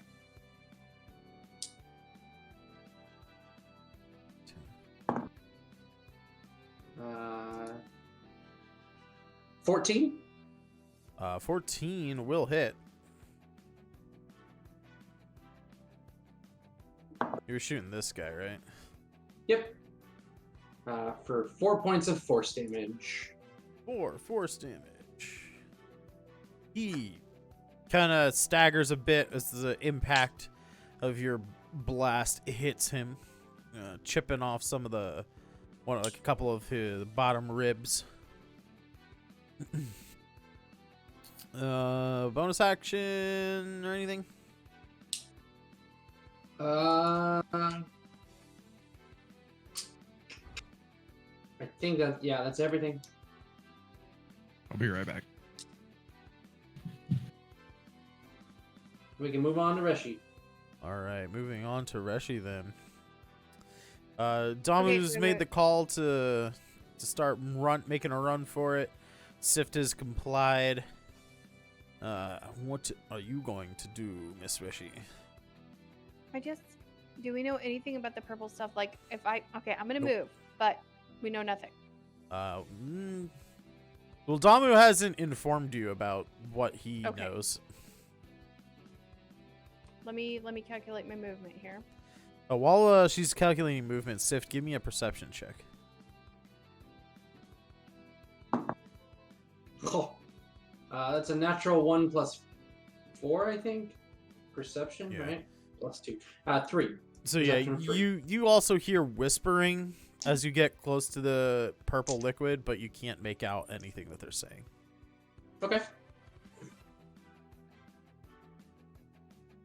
If I move here, that's 25 out of 40. Can I run a perception where I'm at and then kind of figure out where I want to go from there? Sure. Yeah. You're close enough. You're within 5 feet of the liquid, so you can make a perception check. I rolled it with disadvantage. Should I do that with advantage or normal? It should have just been a normal, so a 16. We'll just take the 16 there. Okay. You run up. You hear the whispering, but you can actually make out a little bit of what it is. I don't have any precise dialogue prepared, but the gist of it is this pool of liquid is giving off. It's like listening to hell. It's tortured souls in like dozens, maybe hundreds of tortured voices screaming for, the release of just the infinity of non-existence. Like, So Slayer. it's like, clearly dead souls trapped in this liquid. You're not sure the purpose of this liquid. Like what it does is sort of viscousy, almost like it's like a runny honey. Like it's a little bit less thick than honey, but definitely a lot thicker than water or milk or something like that, right? So it's taking a while to overtake some of these pads. But yeah, like you hear, just like clips like, "Oh God, make it stop," and then just people like, like, no, not my eyes, not my eyes. Just crazy sorts of screams and torture happening as these souls are trapped here in this, mortal plane. So with my perception, do I believe that this is going to harm me if I end up having to walk through Oh it? yeah, definitely. It's going to harm me. Okay. Yeah, this is giving off necrotic energy, like massive necrotic energy. You definitely don't want to touch this stuff as a living creature. Oh, shit, we can't get to the place we're trying to go to. So I kind of feel like, what am I doing? You can, so if you... We're gonna jump. Yeah, I was gonna say, if you move at least 10 feet before jumping, you can jump up to your strength score in distance. Oh, to my 40. Okay. So, like, if you have a 10 strength, a 10 strength plus 0 modifier, if you run 10 feet, you can jump a long jump of 10 feet before you touch down. So, hopefully, as long as nobody has a strength less than 10, you would be able to run, like, if you got to this platform over here, right? You could run 10 feet and then jump to these stairs. Okay. I have an so idea. Oh, go. What? If you can get up there, we might be able to use your ice breath as a bridge. I thought about that. I can only move 15 more feet in my movement, so I might just move up that. Hopefully this won't continue to move on to us. But if I move up the 15, wait, I can hit that square maybe. I'm just gonna give you guys an observation. I cannot do what you guys are currently doing. We're not currently doing it. It'll have to be our next turn. Yeah, it'll be the Okay. next turn for sure. Well, I'm just giving you a heads up. I can't do that. So while I'm with my bros, I'm gonna ask them. Rowan can't Do you jump. think should I keep going my continued space, or do you think I should jump to another square? Like, what do you guys feel like we should do at this point? Just continue on with you guys, because I can hit where Sif's at, and that's where I gotta stop. Yeah, I feel like that would be perfectly fine. Okay, that's my turn. 'Cause I know I'm just when you saying, if get hit, this is a strength check type thing, I'm at 8 with a -1. then they'll do it. Okay. Well, maybe I can do the ice bridge, and we can get you across, possibly. I Me can too, see- Mr. Rowan. Can see any way I'll take. around it. I have an idea. I'll take a different path here. Okay, well, I'm gonna stop here. This is gonna be my spot because I don't think I can do anything else at this point.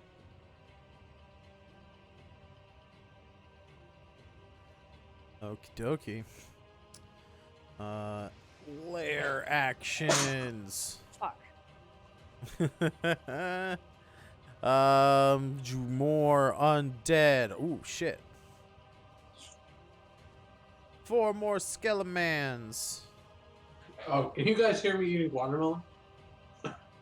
No. Okay. You're good. You're good. Because I mean, I can tell now because you're just like, you guys hear me eating the watermelon. Yeah, sorry. No, I you're just good, saw dude. Cascadia give a say shit. one big slurp, and I was like, "Oop, I'm sorry. I thought I was muted." More skeletons come up. You can't see because the smoke is cleared. But the ghost ship is now in full retreat. The captain wants to get the fuck out of here before Drazan has the a chance to try and Thanks, lay Cap. claim to his soul yet again. You let everybody know we're here, and then you left. Thanks, Cap. He's a pirate. What do you want? He's Yeah. also a ghost. The undead, kind of by default hate the living. Look, I don't want a PTSD. They're or anything, but jealous. Somebody hit a They're barrel jealous. and let everyone know we were there and then left. I'm just saying. I had a plan. All right. I had a plan. Rushy's afraid of pirates. That's canon. What goes around comes around. I had a plan. All right. It worked out. It did work out, though. Skeletons are gonna go. This guy will move up to here. This guy moves up to here. Top of the. This guy will move up the stairs to there. This guy will move up to the stairs to there. And let's see.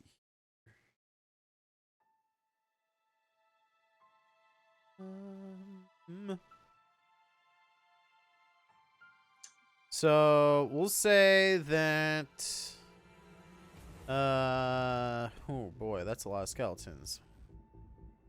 1, 2, 3, 4, 5, 6, 7, 11. So this guy will move up here. This guy will move in over here. 1, 2, 3, 4, 5. You guys have never seen a pincushion. I'm about to beat one. Rowan, you're gonna get 3 disadvantaged attacks against you with short swords. 2 short swords and 1 punch attack because the other guy dropped his sword and doesn't know where it is. 10, an 8, and a 13. against you, Rowan? What's your AC? 13. A 13. Awesome. You'll take 1 plus his strength modifier damage. So you take 1 damage as a skeleton scratches you on your cheek. Ouch. Nice. If anything, it just makes you look more cool. It's Okay. like a cool fashion scar. Alright. Now is the hour of your team's discontent, however. And since Reshi and Sift are in the front, they're gonna take 4 attacks each. And Damu, you're gonna take 3 attacks. All with the short bows. So we'll start with Sift here. 22, an 8, a 6, 15, I think, and a 14.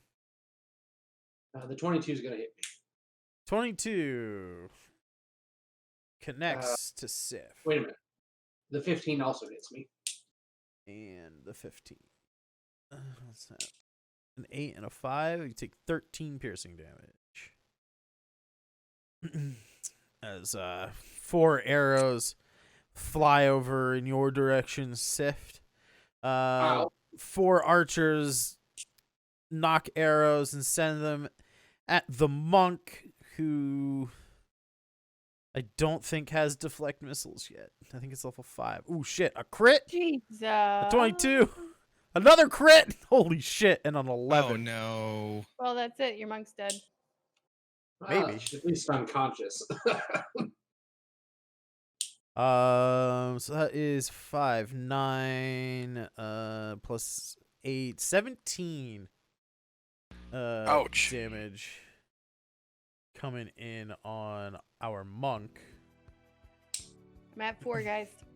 Not dead yet. And then 3 short bows attacks on the cleric. There's all these volleys of arrows plus the filling room of liquid death really makes you kind of want to get the fuck out of here. A critical miss, an 18, and a critical hit. 2 of them on hit me. The cleric. 18 and a critical hit. That is going to be what? It's out of 5, so 9 plus 3. 11 piercing damage. And we'll say, let's see here. First guy. First guy will hit his ally across the room for 7. I don't have the points to revive a KO. We ain't gonna KO. We're gonna be real fucked up, but we're getting out of here. All right. This room is becoming very deadly very quickly. Rowan, your friends are already running away towards the stairs. You've gotten surrounded by skeletons. Okay, we're still in the are smoke you- though, right? Yeah, you're still in the smoke. Yeah. Alright. No worries. I cast Minor Illusion. Ooh. Ooh. Okay. What's our illusion? What is the illusion? I am now a skeleton. Do it. That's good. What's your spell save DC? 13? Yes. 14. 14 actually. They rolled a 0. Come on. They rolled a 0. One of them sees through your illusion. The other 2 do not. Now run. As Where's that fast meme as you song? can. Yeah, so if you do decide to run away, you'll only take 1 opportunity attack instead of 3. And it'll be at disadvantage. Okay. But I still look like a skeleton, right? Yeah. Alright, so when I come out of the smoke this way, Yep. everybody else still sees me as skeleton, right? Yep, everybody sees you as a skeleton, including your allies. Okay. One. Oops, sorry, disadvantage. Shit. So 15 to hit you. How far can I go though? Hold on. How far can I go? And why are you going that direction? Out Out of curiosity. because there's no way I'm getting over that goop. It honestly, the goop is your best chance, because there's I have no way you're gonna get past 5 plus potentially more skeletons, and getting up to these stairs from the side is even further than right here. Also, this is a solid wall. Yeah. So if you go this way, there's, I don't know, 15 feet of death, and there's only 10 feet this way. I was not going the same direction as you guys. All right, I just do what you got. We're just saying, if you don't jump off this block, you're almost guaranteeing that you're gonna take a lot of damage.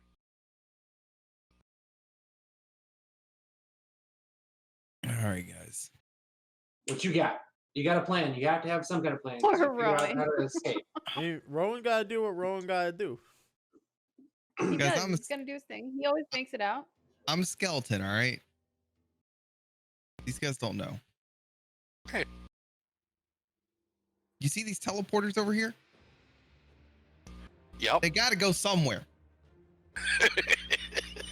They're going somewhere. That skeletons true. are constantly popping up. Is true. Okay, but they're going somewhere. Yeah, it's not this room, which is inherently better than this room right now. Exactly. So I'm carrying my skeleton-looking ass to the teleporters where the skeletons are coming out. And I'm gonna get into the teleporter. All right. So you guys do your thing. I'm gonna head that direction. Because like I said, I do not have the ability to make that jump. I've already come to terms with it. I've come to terms with the fact that I'm not making that jump. It ain't happening. I agree with Cascadia. Embrace the juice.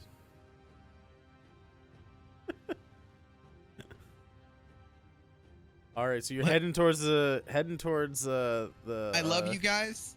I'll see you on the other side. Alrighty. I head for the teleporter. I don't know how far I can get.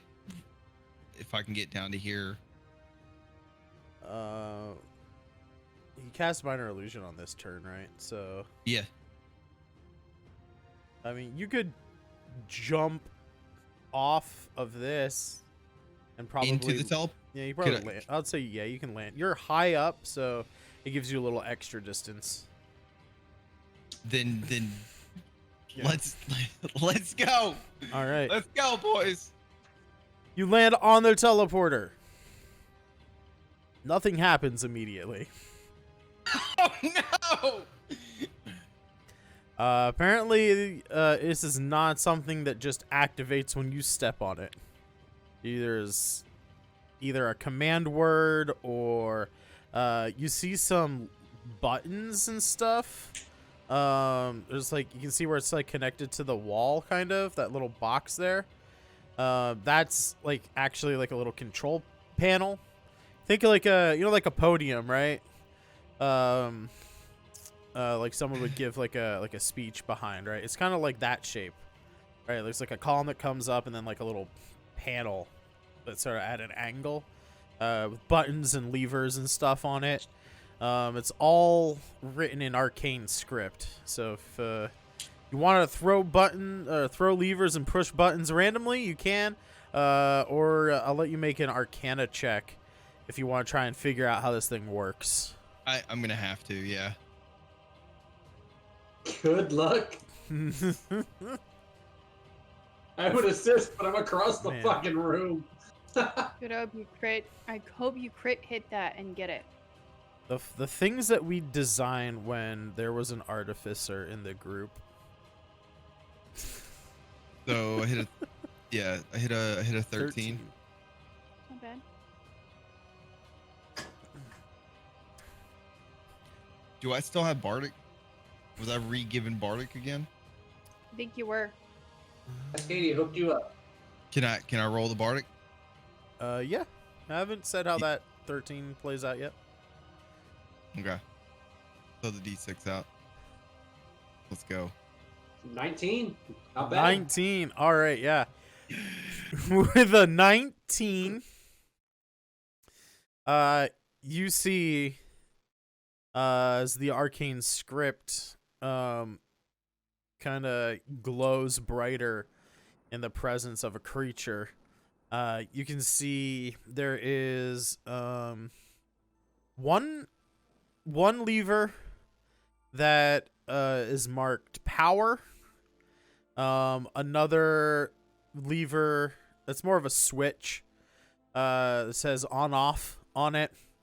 And then there are buttons that are labeled various things like ground floor, basement, docks, laboratory. So 4 buttons. Those are your options. Oh shit. I didn't have enough time to ask where the guys thought if they were going up or down. You also see laboratories at the top. The docks is the second one from the top. Then entrance and then ground floor entrance, and then basement is the 4th button in the vertical column. Okay, send me to the lab, man. I hit the lab button. Okay. Activating this thing will be an action that you can do on your next turn. Okay. That'll bring us to Damu. I'm sorry, guys. Hit me. Actually, not Brushy. She's a little more fucked up than I am. We're pretty toasted though. Your guys' health is pretty low. Oh yeah. I'm at 4. Yeah, what's Sift at? 9. 9 HP. We dying, bro. Hold on, I'm seeing what I can do. I think if you thought about it clearly, if someone has a ranged attack, which would be Sift, you probably want to heal them first. I would personally, because they can do more damage to the skellies on the outside. I can't do anything. I will tell you outright, I am not planning to attack anything my next turn. I have an idea. God, I hope it works.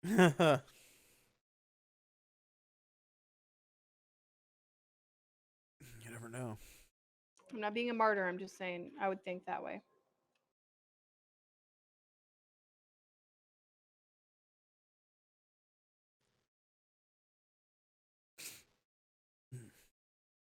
What you gonna do, Damu?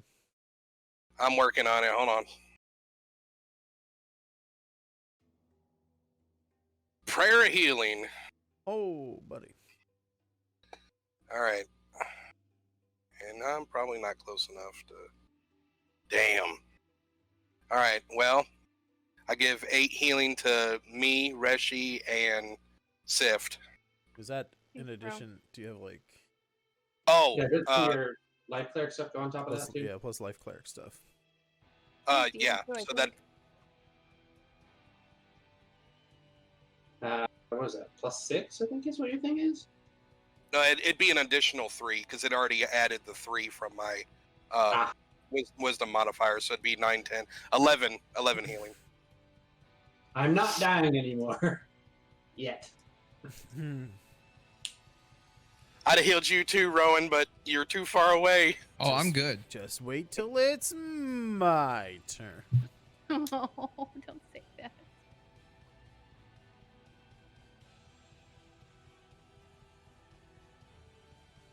All right, now I'm going to try to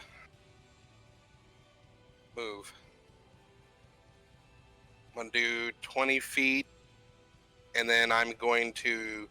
My strength is 16, so I'm going to go ahead and just jump to right here.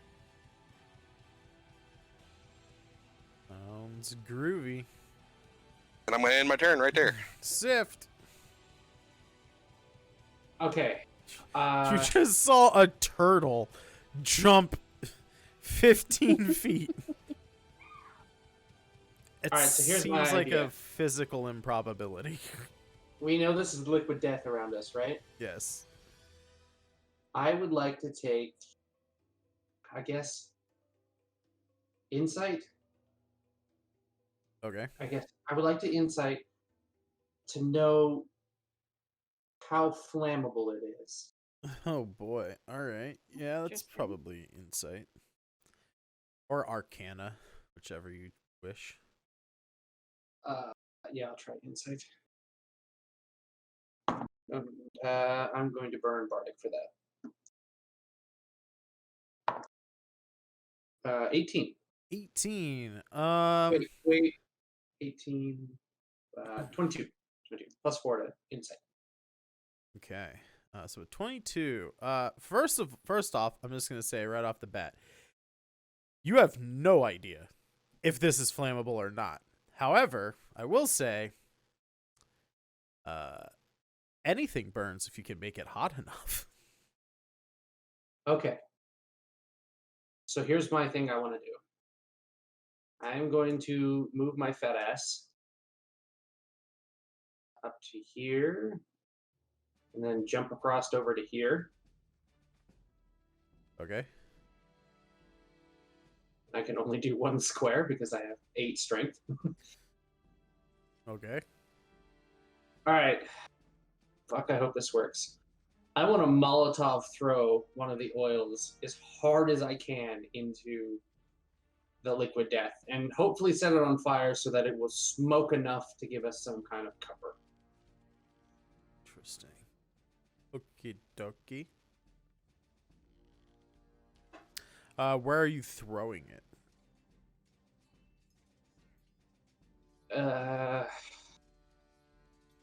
Here. Okay. So you grab a flask of oil, light the top of it on fire, and throw it. Right? That's what I'm hearing? Like a Molotov cocktail. Yeah. Okay. Let me grab a secret die here. Rowan came up with a creative solution, so now I gotta come up with my own.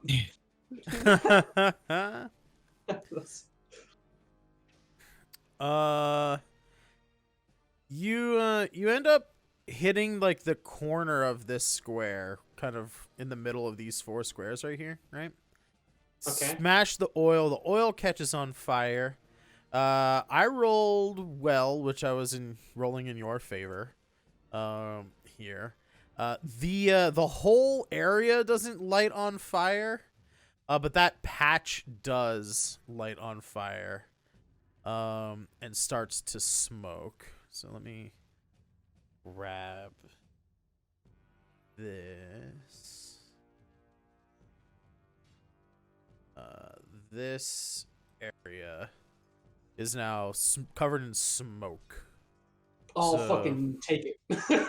So yeah. I think, yeah, these guys are definitely going to be not able to see through that smoke at the stairs, at least. And this guy, unless he moves, is blocked by a column. So,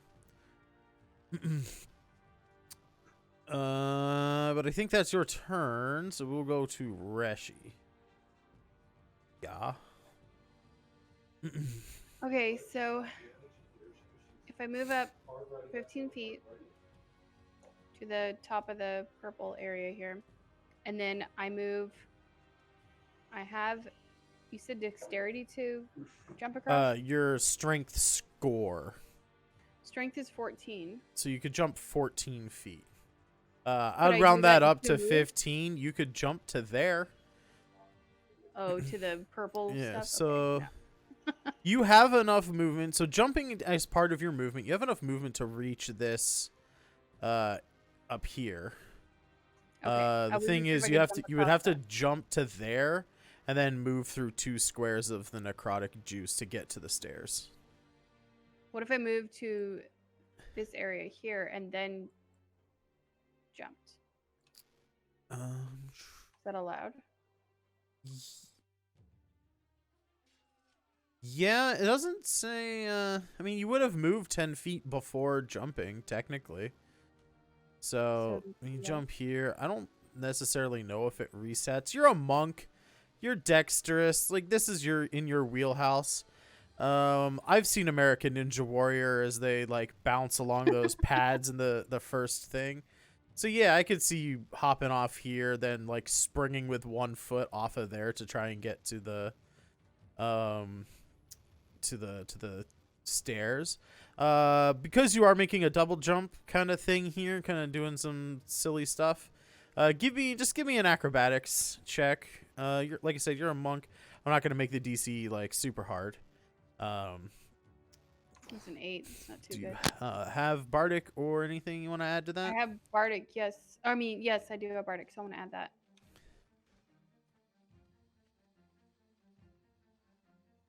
All right, a 12 is just good enough.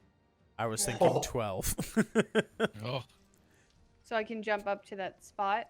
Yeah, so you run up, hop over to there, and then hop again up to the first up to the bottom of those stairs there. That would be that's just your move. So you still have an action if you want to double move, like dash and get behind those walls, like in the circle area where the stairs is, to try and get cover from Right, arrows, or if you have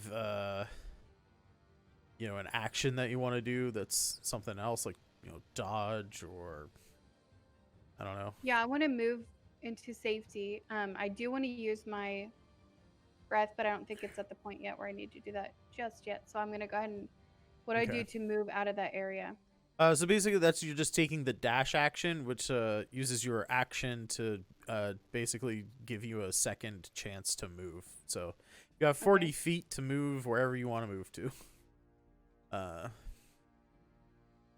Yeah, 40 feet to move wherever Then you want to go. I'll be there and just wait and hold, and then I'll do breath next turn for you guys. Sounds good. Top of the turn order here.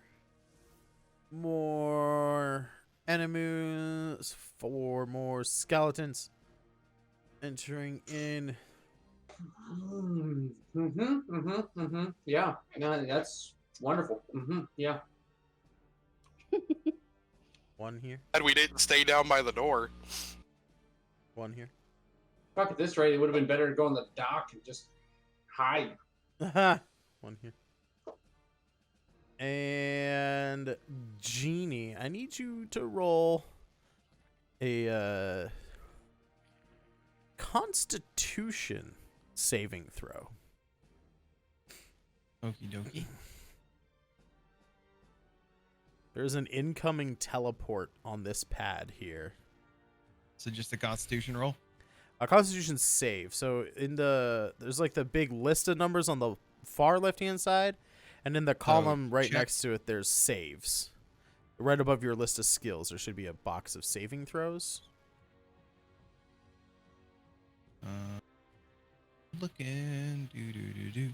Yeah, if you look on the stream, it's this box here.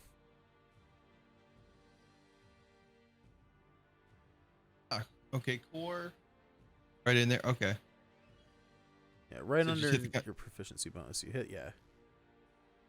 For you, it's the same as just a normal Constitution check, as you're not trained in Constitution saving throws. A 9. You are gonna take some bludgeoning damage, and you're gonna get knocked prone in this square here, as a skeleton teleports into your space. You're lucky. You feel like if you had not resisted as well as you did, I mean, you still failed, right? But you only failed by 3.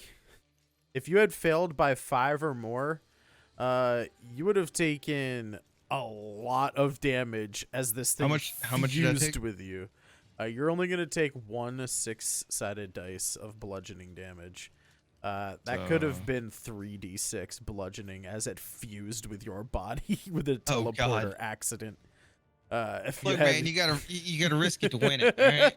yeah, if you had rolled a 6 or lower, you would have been literally half skeleton. Well, technically,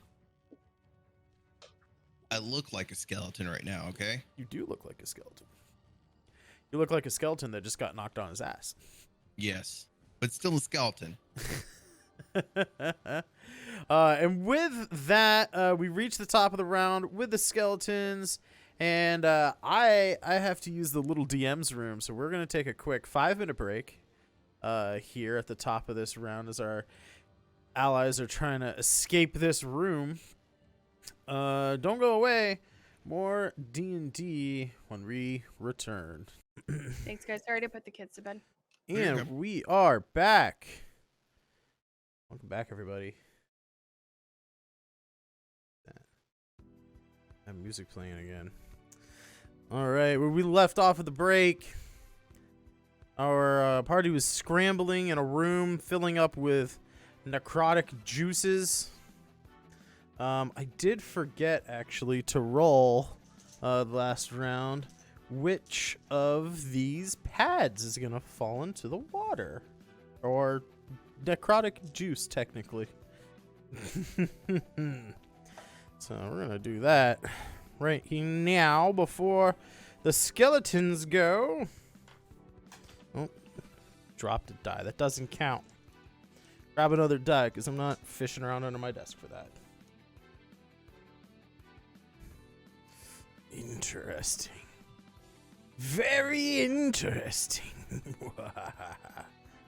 All right. Damu, you see the pad right before you. Oops, gotta go to the right layer. You see the pad right before you succumb to the liquidy juices of this necrotic energy. You do not have the space to long jump anymore. You can only move 5 feet before. Well, I guess if you ran in like a circle, maybe you could do it. But yeah, that corner platform. I was really close to being Sif's platform. But yeah, we're at the top of the round. Skeletons coming in. Sift, you are in a cloud of smoke. You're just like right on the edge. Things are gonna have disadvantage against you. Rowan looks like a skeleton, so they don't really care about him. These skeletons, 5, 10, 15, 20, 25, 30 is gonna move up this way. 10, 15, 20, 25, 30. This guy will run up. 5, 10, 15, 20. This guy will move over here.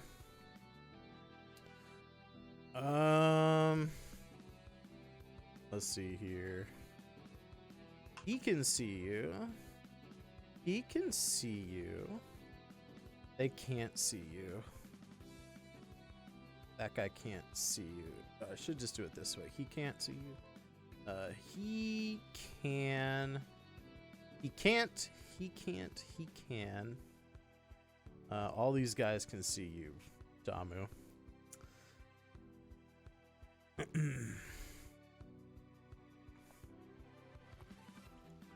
Excellent. I feel like a heal up here. Yeah, nobody can see you, Reshi. You're safe. All right, so realistically, 1, 2.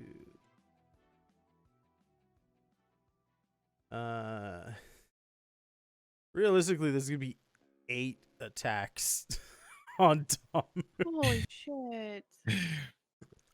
Hey, this is the boss fight. I mean, not the boss fight, but like you guys are in the boss's lair. It's do or die, guys. Like our campaign is the story of your adventuring party and how you guys make it in the world. You know, it's not it's not some epic quest to find a gem to save the world. It's you guys are just everyday working adventurers trying to not die as you try and make the world a better place, maybe. Or, try and get paid. I like that part. The getting paid part, me too. I'm a big fan of that one. So here we go. We're going to do 8 attacks on Damu. Let's do 4 at a time, huh? The first 4 volley come across from the other side of the room. A 13, 10, a 13, and a 21. Nice. Okay. So 3 of them bounce off your armor shell. 1 pierces into your leg. The other 4... holy shit. A 20 and 3 17s. Is your armor class better than a 17? It is 17. It is 17. Ouch. All right. They do 1d6 plus 2 piercing. So let's just roll 5d6. 5 of those hit you. Plus 8. I think you're down. I think Damu goes down because that is 1d6 plus 2, so 16 plus 10. 26 points of damage as you get peppered with arrows.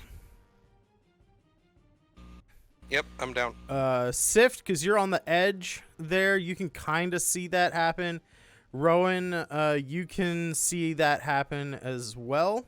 And Rowan, it is your turn. Your healer took a dive. I don't know if you guys have healing potions. He has 1 on him. Then I don't know if Rowan, did you take Healing Word as a spell? I do have Healing Word. Bless him. No, Healing Word's a bonus action. It will give you away because you're helping them, but you can still stand up and use the teleporter after healing him. Healing Word's only a bonus action, so you still have your action to manipulate the teleporter. Okay. We're gonna... Shit. We're gonna have to do that. I do have a potion. You do have a potion, but you're not next to him. Yeah, well, I mean, I think I can make my way over to him. I should be hopefully able to. It just brings me out into the open of fucking. Yeah, you're gonna. Okay. Yeah, go ahead and I guess let's see here. If you can reach him with a healing word, I can try and obscure him. I have another oil flask. Let's see here.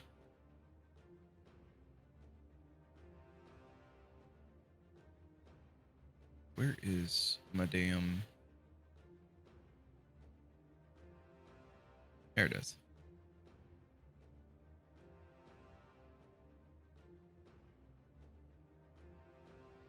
$60 feet? Yeah. Okay, Yep. so I can hit him with it. All right, cool. So it'd be one bonus action. Yep, 1d4 plus your charisma modifier. All right. I hate to say it, but I don't think he can see me. He can stand and move. So the only thing blocking his sight is that pillar right there. But if he moves up to it, if he literally was in that he can square, do he'd that. be able to see you. If he was standing on the teleporter, he'd be able to see you. So I can literally just step over one. Yeah. I can see you. I'm on the teleporter. I can hit you with this and then zip, zop, zoop away. Yep. So, it is a... What did you say it was? 1d4 plus your charisma modifier.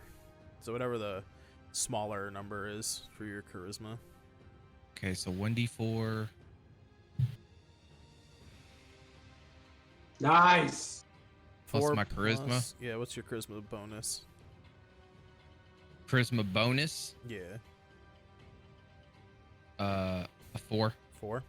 You get 8 points of healing. You wake up.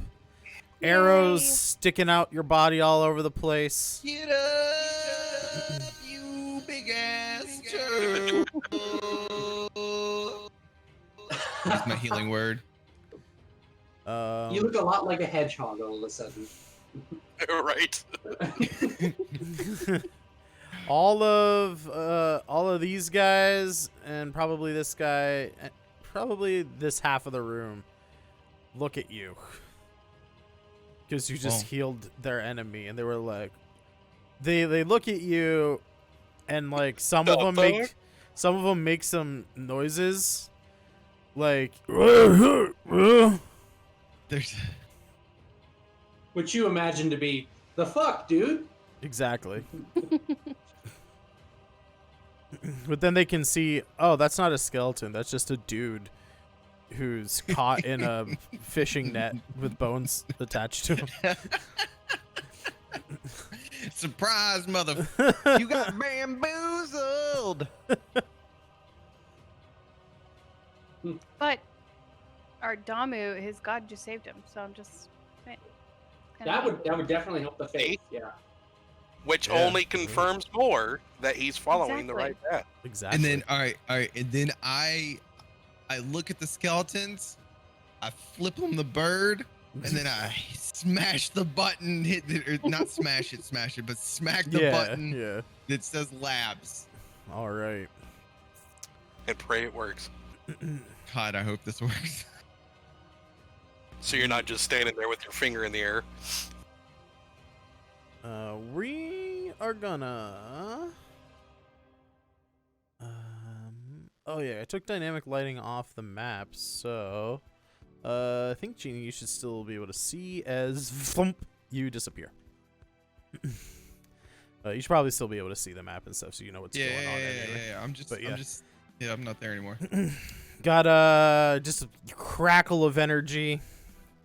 You know, that whole Star Trek, teleporter thing. As you disappear.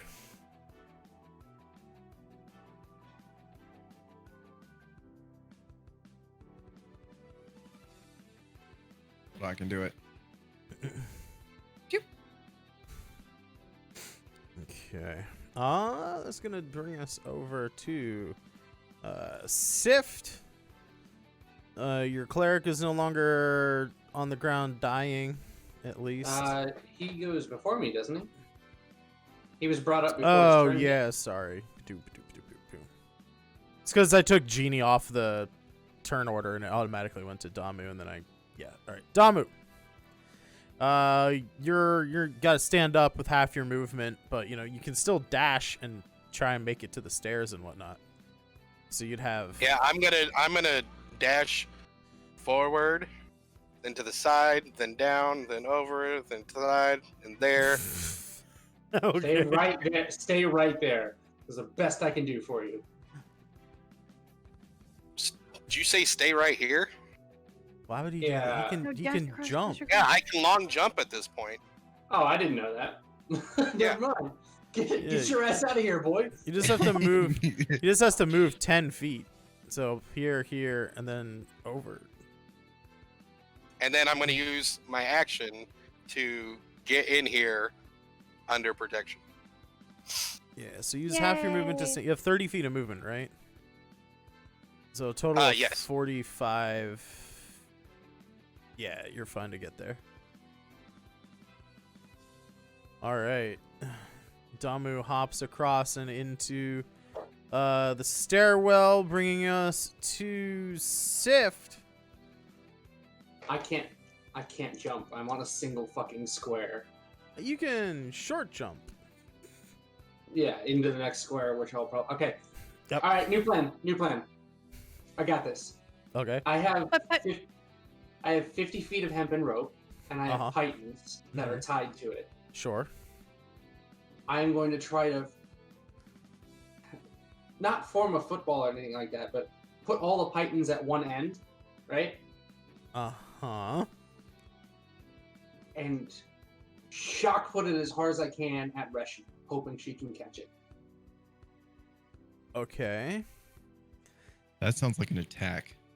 Now you are at ground. You're basically at ground level with this ooze. It is slowly encroaching on the square that you're in.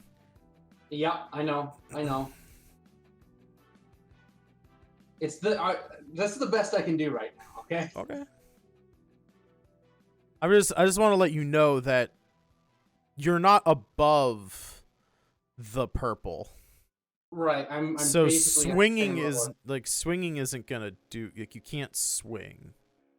I'm not trying to swing in. Okay. I'm not trying to swing. I'm not Okay. trying any of that. I want Rushy to get the other end of this rope. Yeah, I mean, do my that's best. easy enough to catch it. It's not like you're throwing I'm- it that far. I'm going Also, to tie the rope around myself, you get do a short jump, and run. And the rope is so that if it kills me, she can drag my body to safety. Gotcha. Okay, yeah. I was gonna use my turn to cone, like, freeze that shit if I could. Um, I'm the only one out here that just. I can't Sift, take a whole round. So. Sift, you do get bardic inspiration. Okay, cool. From Cass here, DM1 already, Sift? and Damu gets another bardic as well. Oh, God. All right, so Reshi, you can catch Thank the. you, I'm not even Captain gonna make a Studio. roll for that. I mean, you're not like. Yeah, I mean you're not even 30 feet away, so that's fine. You're in close distance for most throwing stuff.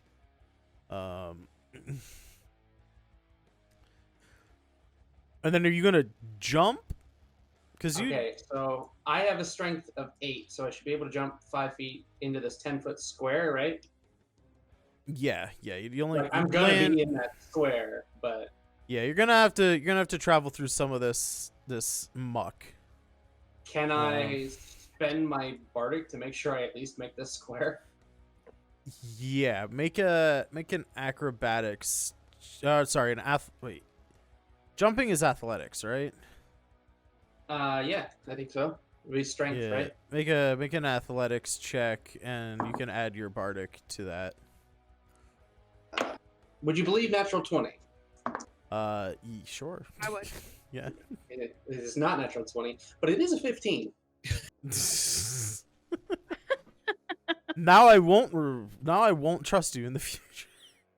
It's a 15 plus a 5 for bardic, so Okay, it's so 20 flat. dirty 20. Yeah. All right. I think you jump with all of your might. You make it into that square as you kind of splorch down into this viscous, slightly less thick than honey necrotic juice. It is 2d6 necrotic for every square that you pass through. You take 7 necrotic damage. Yep. That's a thing. Yep. This is very concentrated and powerful stuff. Your maximum hit points are also reduced by 7 until you finish a long rest. Cool. Damn. You can finish your movement as one of Yeah. as like the foot you land on in that square as you spring over to the steps. You can feel it's like starting to go rotten. Sweet. Cool stuff. Cool. Cool. Yeah. So that's me. That's me. Alrighty. We are going to head over. Don't worry, guys. I'm only missing 1 HP from my maximum. You guys you're missing 7 from your maximum, son. Oh wait, because you had my new maximum. Alright, we're gonna get rid of the turn order. You guys make it into the stairwell. This is all difficult terrain, so it's gonna take a long time for these skeletons to to get, to you and all that jazz. We are going to go to the next map. However, I only want Genie. Roll for me a 6-sided die, if you would, please.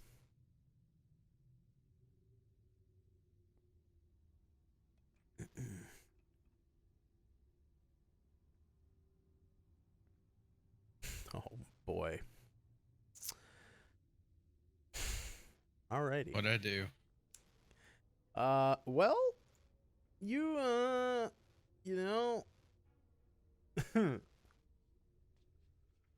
you appear up here on this teleportation pad.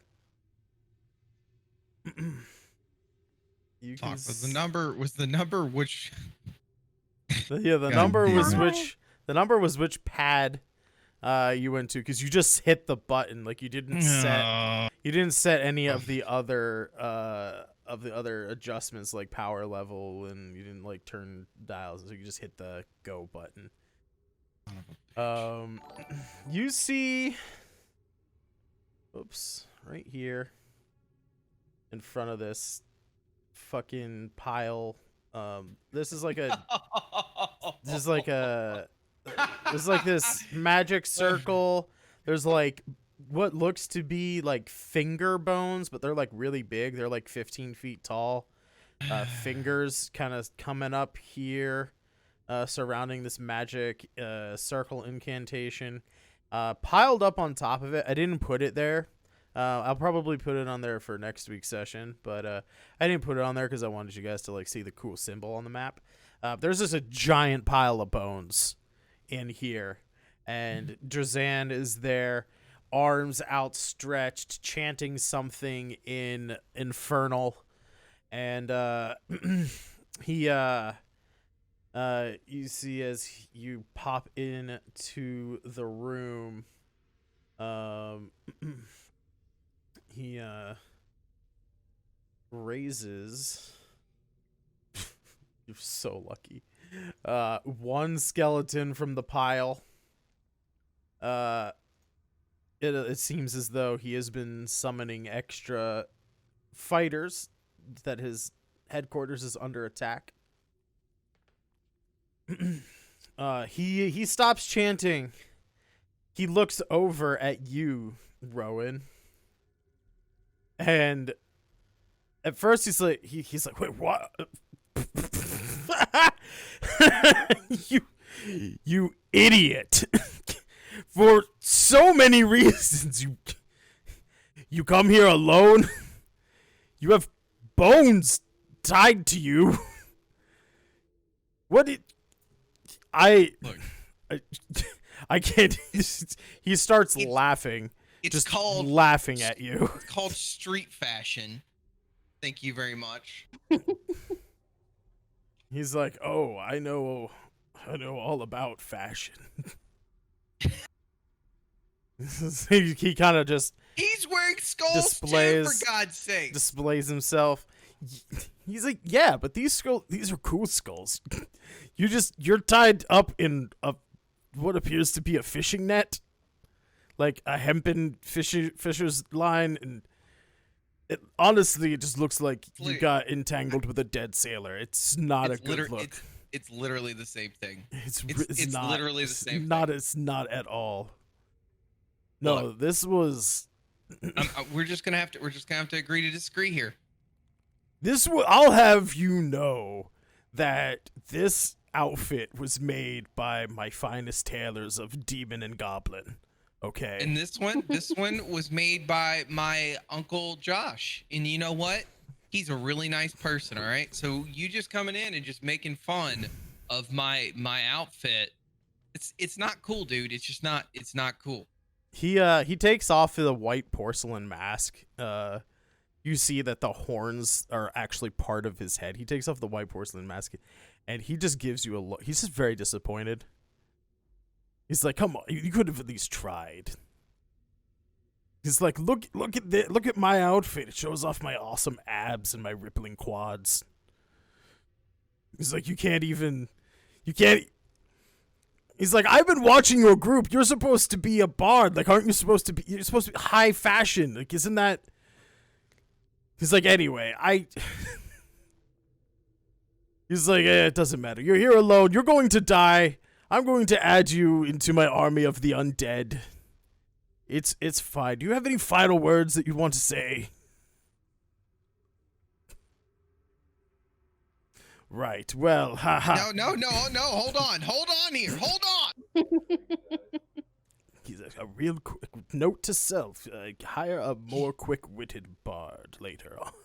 No, I'm a little upset because I thought you would be a little more impressive than this. Honestly, it looks like you jumped face first in that pit of acid. Or maybe you already have. I can't tell. You ugly piece of He's like, I'm not impressed. I'm a 10.5-foot tall devil guy with bat wings and a really cool outfit. And you're just what a... You know who's got two thumbs and don't give a shit? Half-blood? This guy. This guy. He says, right. I'm going to kill you now. And then I'm going to kill your friends. And then I'm going to kill that little town that you're from. And take over the world. Sound good? Sounds good. All right. He apparates from thin air a giant spear, like almost like pike level. It's like a 9. It's like almost as tall as he is. This giant, almost like a sword blade at the top of this thing. He spins it around all cool. Does one of those like cartwheel flip things where you don't put your hands down on the ground.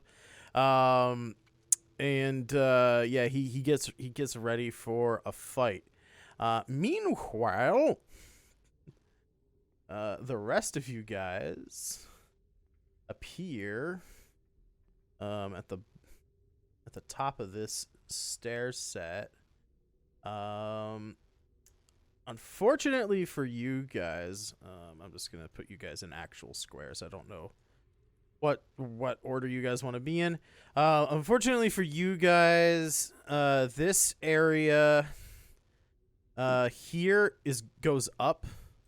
There's stairs that go up, so if you can kind of see this dark line here, this is a good 15 to 20 feet up, so you can't see up here. You can see a glowing fire door, like fire in the doorway here. But you can only kind of see the ceiling in this room right now. There's like green energy coming out. Also, Jeannie, you can see this back wall is not actually a solid back wall. It goes up about 15 feet, and then there's like giant openings in the corners over here. Those are the eyes of the skull out here. Okay, so we're at the front of the skull now.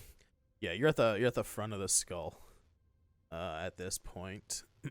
And this oops, I didn't mean to do that. Sorry. This whole thing is giving off a lot of green light. These purple pads are giving off purple light. Probably the source of the greenish purple glow that you were seeing coming out of the thing. The crackling energy that I described earlier happens when he summons the skeletons into here. But yeah, we are going to say at this point, with Jeannie being in peril. Let me pull up our turn order here. So I'd like what you're saying everybody. is the usual. Yeah, the usual. I'd like everybody to roll 4 initiative, please. I would do that, but I don't own this icon for some reason. You can pull yourself to the map then. I don't know why it's weird. Operation Let's Save Genie. Come on, guys.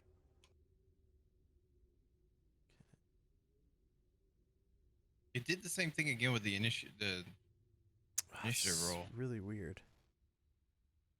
'Cause Everything I else I've thought been it would rolling have has been been fine. It's just the initiative. here. Okay, try dragging yourself to the map and then doing it. Maybe that'll help. Fuck yeah! I actually got good initiative.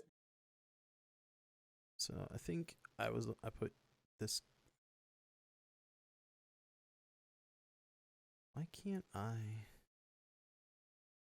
Huh, I don't have the ability to control your tokens for some reason.